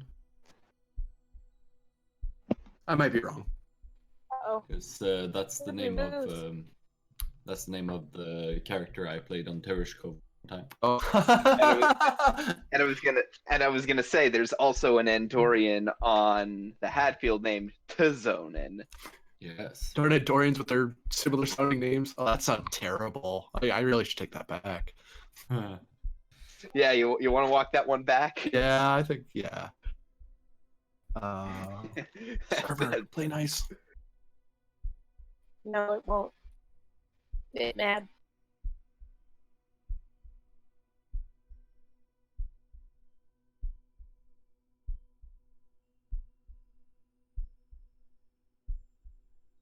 I love the heartbeat track here.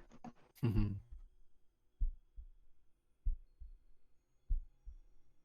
I don't.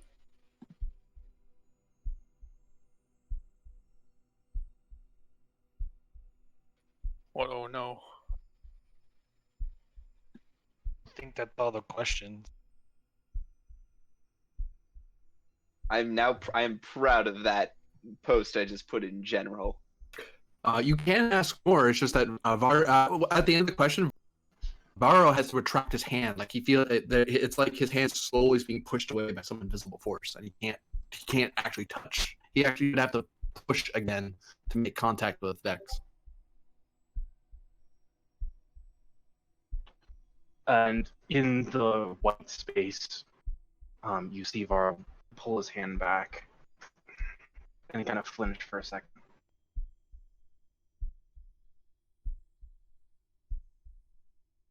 It's far away.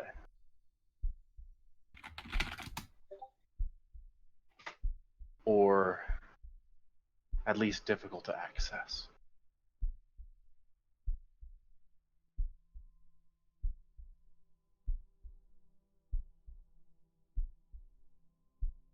I'll find you, Varro. You have my word.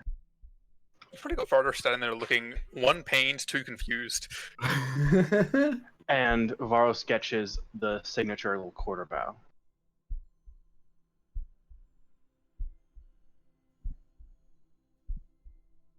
I thank you, Toro.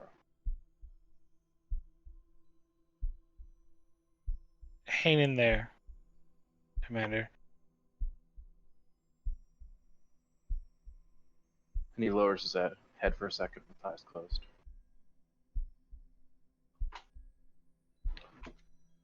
Fortunately, I have found anchor points.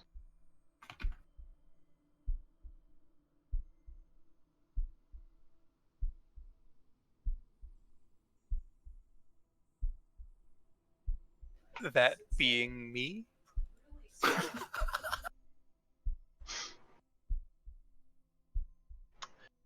through the Captain crystals? Vex notices a slight smile. Ooh.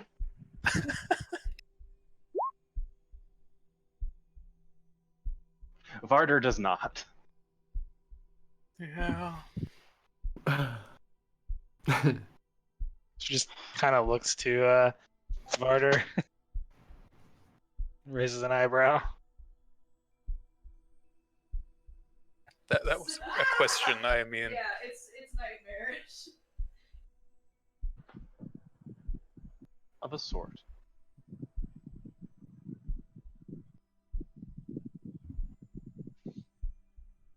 huh? Okay.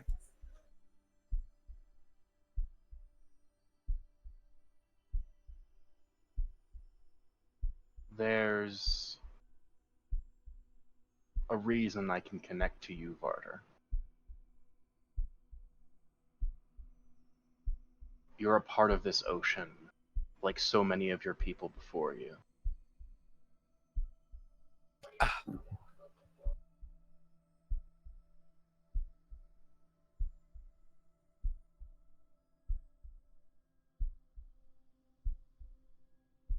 Well, at least there are others is somewhat reassuring.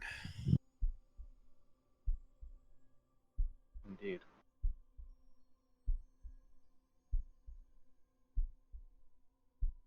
While I can speak here,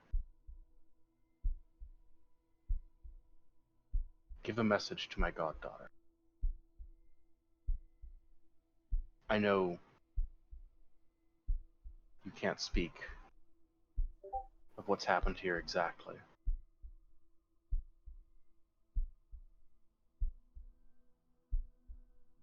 But tell her that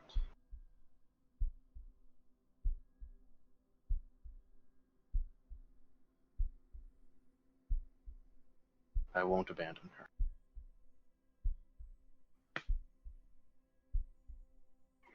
And then he looks at Vex.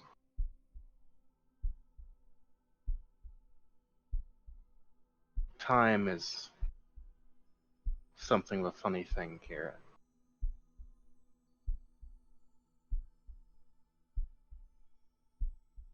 Have you gone through my quarters yet?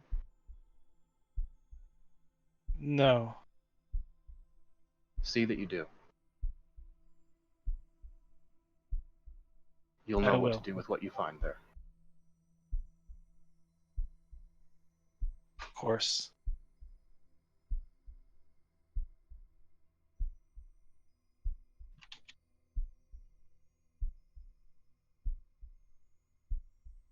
And then Varro nods and begins to become a little bit more translucent.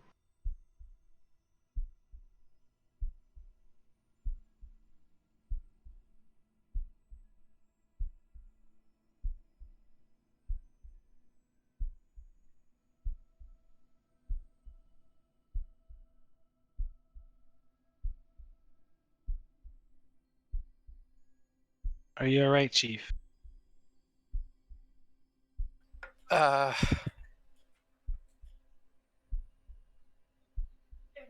get back to you on that one.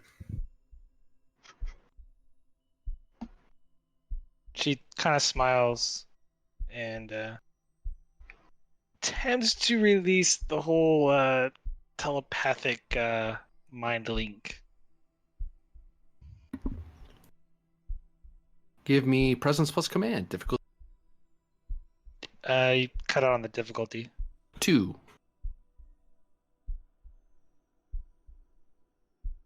Take a threat. Sure. Holy shit. Okay. Spending those 2 for something. Get a momentum though. It's nice. Good for you. My first thought when you said spending threat for something, I'm like, okay, so how many challenge dice am I rolling now? Funny you should ask me that question. Yeah, okay. Give me 4 challenge dice, please. 4? God. Motherfucker, 4. okay. Yeah. Whew, that's just enough. Whew. do you mean just enough? One short, thankfully. Oh, Yeah, okay. that's what I meant. Yeah. Oh, from critical One short of an injury. injury. Yeah. Start bleeding from your nose or something. Afrix is very annoyed about having to go up and down from engineering to this office. Okay, so I'm guessing that's another 3. Funny thing. During your little time is a funny thing. About 15 minutes in, they notice they aren't breaking. They keep trying to shake them out of it, and they call for a medical emergency in the office. As they notice that Varder's bleeding from his nose and his eyes. Oh, Jesus. Oh my god. I make jokes, and then it turns out that that's what's happening. Uh-huh. Right. And just as you get there, med kit in hand, tricorder ready, you're getting ready to scan them to see what is going on, because no one in the room has any idea what happened. They snap out of it.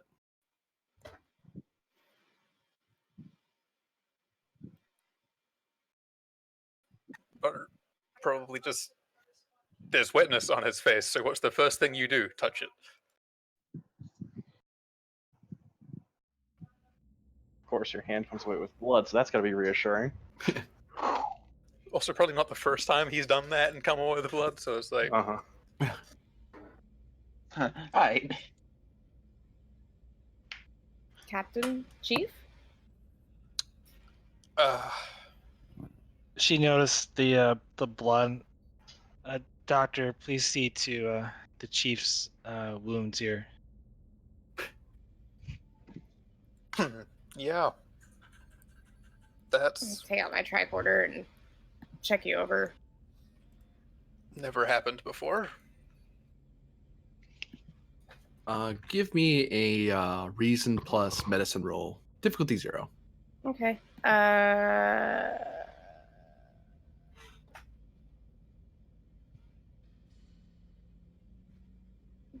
Xenobiology? Yeah, I give it to you.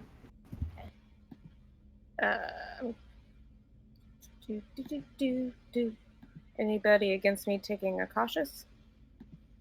Speculate to accumulate. Go for it. Yeah. Cautious is often how we rack up some of the big momentums.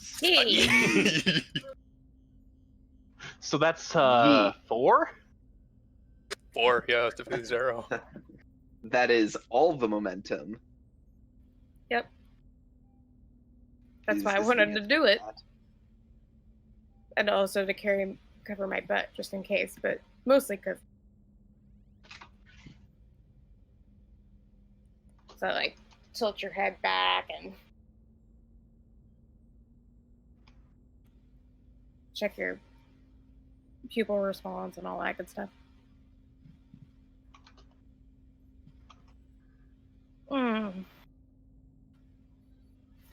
How flashy and blue am I right now? Yeah, his eyes are sparking. Imagine someone grab live wire, tossing it onto a puddle, and it's sparking around. Yeah, I'm not surprised. Well, Commander, it looks like you've had quite the telepathic encounter. Hey, when did I make Commander? Sorry, Chief. For a second, when you're looking at him, it's almost like through the eyes you can see Varro in them. Yeah, maybe that wasn't the slip up. Sorry, I like Chief. that. Huh. And she kind of shakes her head. Looks like it's repairing itself, though.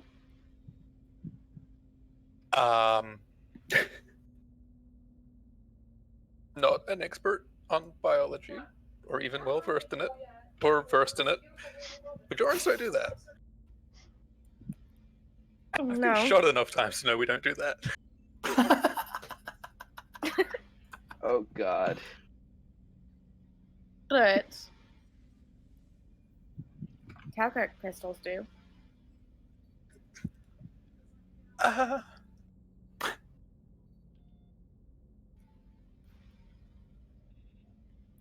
whatever caused the damage seems to be repairing it for you.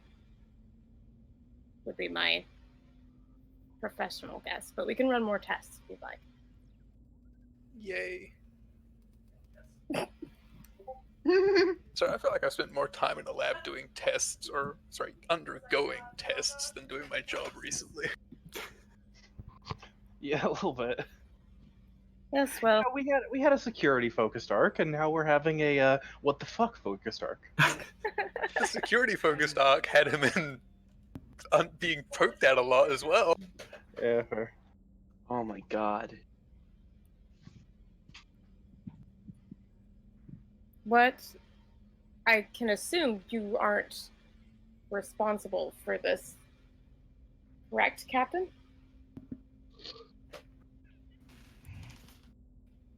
There's some serious protectiveness of her crewmate going on there. Doctor, I appreciate your concern for your fellow crew member here. I advise you not to ask too many questions at this point. Is that on Starfleet intelligence? I do what I want. No, more like Vex is trying to protect the Doctor at this point.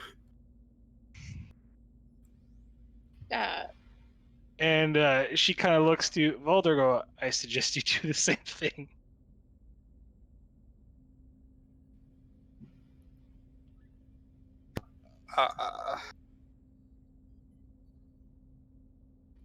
There's some squinting, but a grudging acceptance. Then she turns back to trying to. She'll give you like a mild sedative to relieve some of the stress pain, but it's about all she can do. It's healing itself. So anything else she could do might just get in the way. Yeah, now instead of the intensity, the sharpness of a headache, it's more of a dull thud. It's still there, but it doesn't hurt so much. And it'll probably Not go away as- given time. Yeah. It's more like a caffeine headache, less like a migraine. Never had a caffeine headache. They are annoying. But compared to a migraine, like, not that big a deal.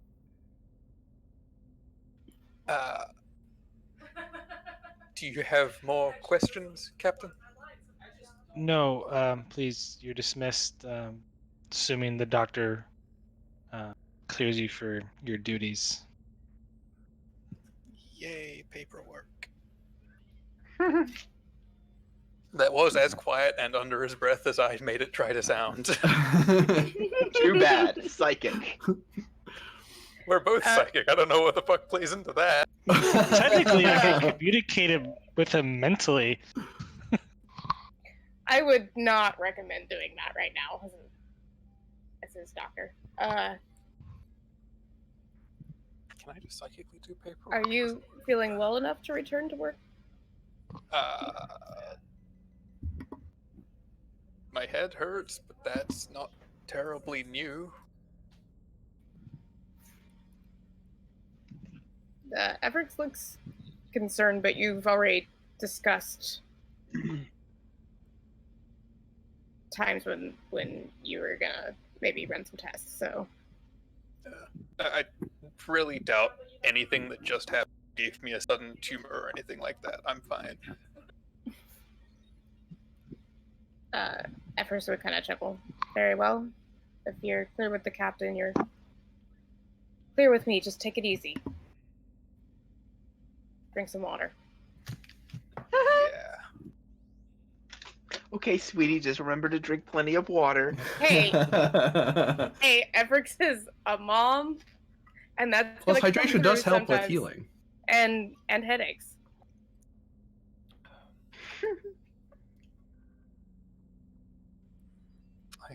It's not an inaccurate statement. Also, he's like, this is not real. He's like mostly ocean, so he needs to replenish. Lol. Oh, jeez. Captain? Well, Doctor? Then I guess if she's dismissed, she'll leave. I guess Barter's leaving too. Yeah. Back to paperwork. Oh, he should probably go to, like, clean the blood from his face first, honestly, and his hand. I don't know if it got to his uniform. Oh, no, I probably would have wiped that up for you. I wasn't going to leave it on your face. Okay. Oh, the inside of your eye itches like you wouldn't believe. Like, ugh. Dude. Oh. Oh, no. Well, that flu's not supposed to come out of there. No. Yeah, you're gonna have to spend some extra time in the Sonic shower tonight, probably. Once the room clears, prescribe you some eye drops if you need them. When the room clears, the officers look over at you, Captain, and okay, what's next, ma'am? Like they just go back, like, we're just gonna roll with this. No, we're not gonna ask. That's intelligence for you. Yeah. There's been a lot of staring contests in that office today. It probably looks like, from an external point of view, that she just psychically beat the shit out of Barter. That's what Efric thought. That's why. Yeah. So now I assume Vex is going to track down the captain. No, Vex is going to go to Varro's quarters. Oh, I see. Because something else has caught her interest. Oh yeah, Varder needs to look up who that even was. Right. Like, who was that?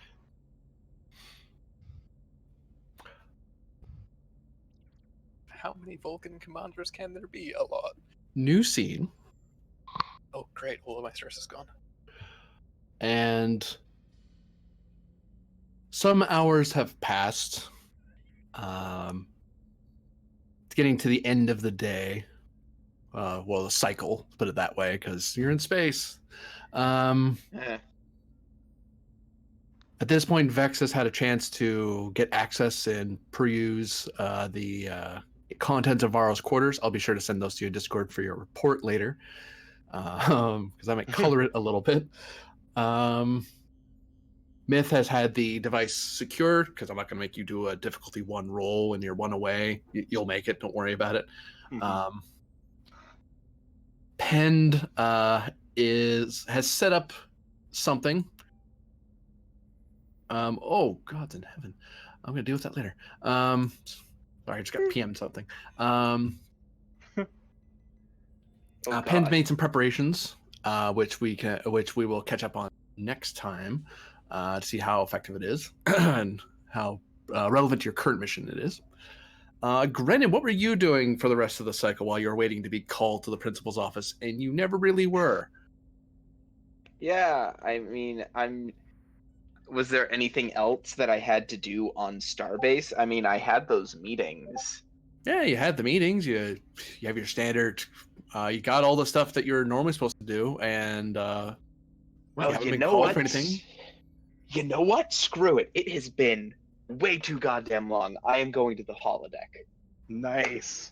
What kind of program are you turning on? I don't know if I've told you about this. There's a program that Grennan. Do I need to fade to black here, or? No, ass. He has a recreation of the theater that the theater from Boston back home, and he watches plays in it. From human Terran plays to all sorts of alien shows. So you get a seat, get yourself nice and relaxed. Finally have a second to actually take some sort of R&R, because captains almost never get to do that.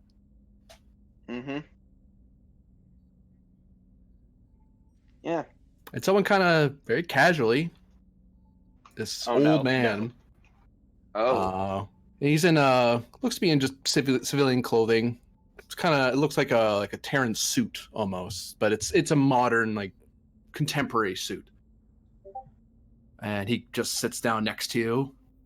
And you can notice at his cuffling, you can see there's the one of the old Starfleet deltas. Like, and like, this is weird to me because I always make sure to keep the seat, like, you know, because it's part of the theater going experience is that the theater is always like full of people reacting to the show and laughing and like, but I always make sure to keep a couple of seats around me open so that I have a clear view and I can sort of relax a little. And you But can the roll fact for that me insight fact that plus command or insight con difficulty 1 to recognize his I'll take a jewelry. I'll take a momentum and use command. You said Sure. insight command. Roll the 3. Does archaeology or law come into play? I'm gonna say no, because I'm too much of... That's okay. That's okay. I have plenty going for me already. Get a momentum back. Why does it say? Oh, I accidentally had Varder ridden. Selected. Everyone wants to be Varder now. You recognize the couplings as it's not really something that's practiced anymore, but it was it's a retirement gift. It's usually given to officers of Starfleet who have either resigned or who have resigned their commission with honors outstanding. And it's a human male? Yep. Okay. Did you do any physical description, did you say? Old man, white, gray hair, short. Okay.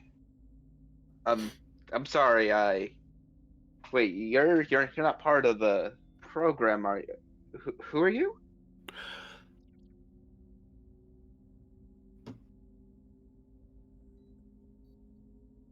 It's a nice play you've chosen here. The themes are quite relevant to your situation, I think. I don't know if you did that on purpose or that's just serendipity. I guess around here we'd call that bait. I mean, well, yes. I mean, or kismet, I guess, is another way you could put it. That's what I was getting at. Now, who are you? Oh, you do not. You definitely don't want me to answer that question, Captain. You really don't, because you'll have to answer a lot of very difficult questions that you won't want to answer. I recognize the cufflinks. And he takes in a deep breath and he says, "You're someone very important, aren't you?" I mean, I like to think so, but not important in the way you think, no. He squints his eyes and he says, I left the same rank that you are now. Don't get all sir on me about it. I'm so confused. Oh, you should be. You've gotten in the right mess. Oh God. Okay, well, I assume you wouldn't be appearing before me, whoever you are, without I don't know. You want something? You need to tell me something. Is that what's going on here? I just want to check. Are you... Check. Oh yeah, I need to make sure that we're on the same side here. Otherwise, you're not leaving this room. And I don't mean to... just blinks. Oh, I don't bother trying to call for help or anything like that. I'm better at this than you are, frankly. It's not a knock against you. I've just been doing this longer.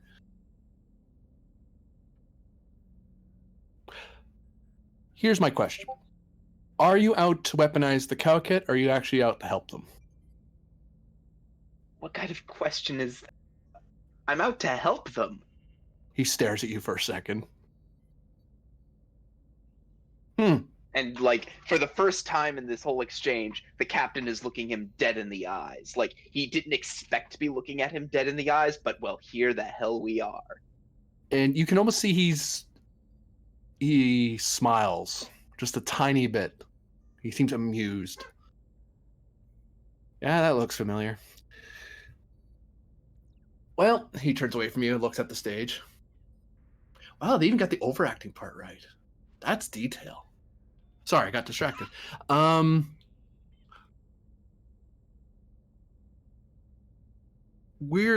people I'm part of want to help, but Starfleet has had a history of not helping me back, and has had a history of allowing atrocities to happen to my organization.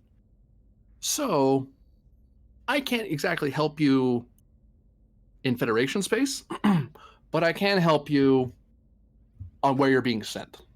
But I realize that my interference in what you've been doing hasn't exactly done you any favors for your career. I think you're one more incident away from being sent away to Andor to guard the Wall of Blood or whatever it's called. Wait a second. Hang on. The captain just thinks for a second. He says, "Are you involved with Adler?" You could say that, yeah. Oh, the captain Midnight Watch. throws his the captain throws his head into his hands. Oh.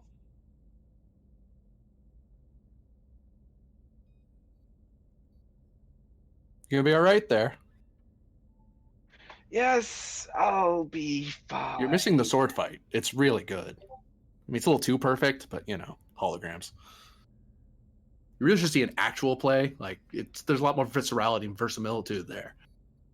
There's nothing about the human experience that can be quite captured by the artificial intelligence. It requires a biological mind to truly encapsulate the nuances that even the actors themselves don't entirely realize.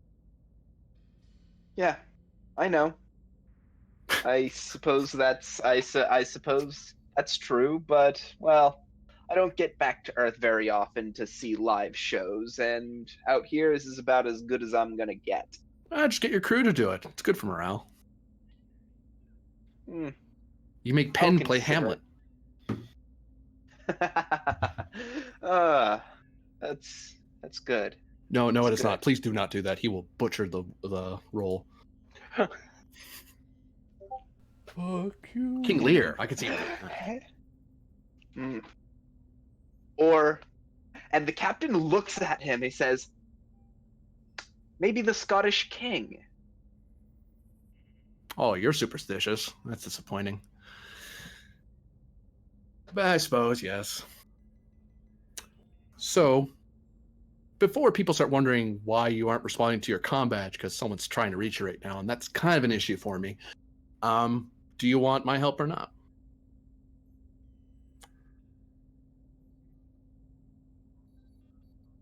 Who's going to get hurt?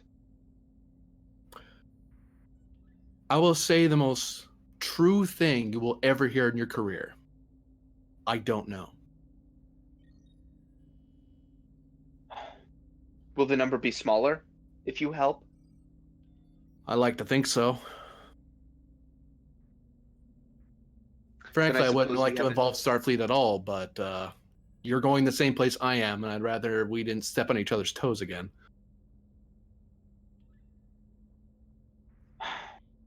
I mean, the alternative is getting you cashiered out of the service, but that's not fair to you. You didn't do anything wrong. You didn't even intentionally get in my. You've just been getting in it by accident. Or by fate, if you believe in such a thing. Although such a thing is theoretically a thing, he shrugs. Anyway. I suppose I don't have too much of a choice now, do I? Never forget, Captain, you always have a choice. Well, I suppose we're in business then. He takes something out of his jacket and holds out a badge to you that you've seen before. Is it It's a shield with an eye on it and has a swirl at the bottom, and it's very brightly colored. Okay.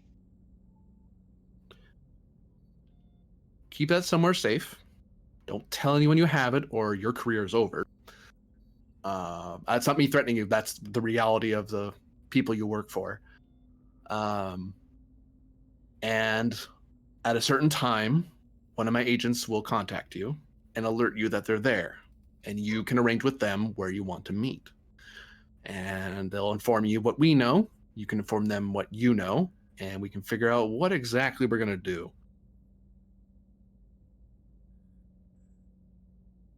This doesn't feel right. The captain looks at it. It shouldn't, but certain reforms take time. And unfortunately, I didn't exactly have a seat in the Federation Council or in Starfleet Command. I kind of got ran out before that came into pass. These cufflinks were a warning, not a gift. That's why they banned using them. I see. Came off a bit materialistic. Captain's just turning the badge over in his hands. So, I'll just reach out and you'll send someone, huh? When you look up, he's gone. And Grennan just looks around, and realizing that there's no one else in the room with him, he just looks forward and he says, well, it was a crummy show anyway. And he closes the holoprogram.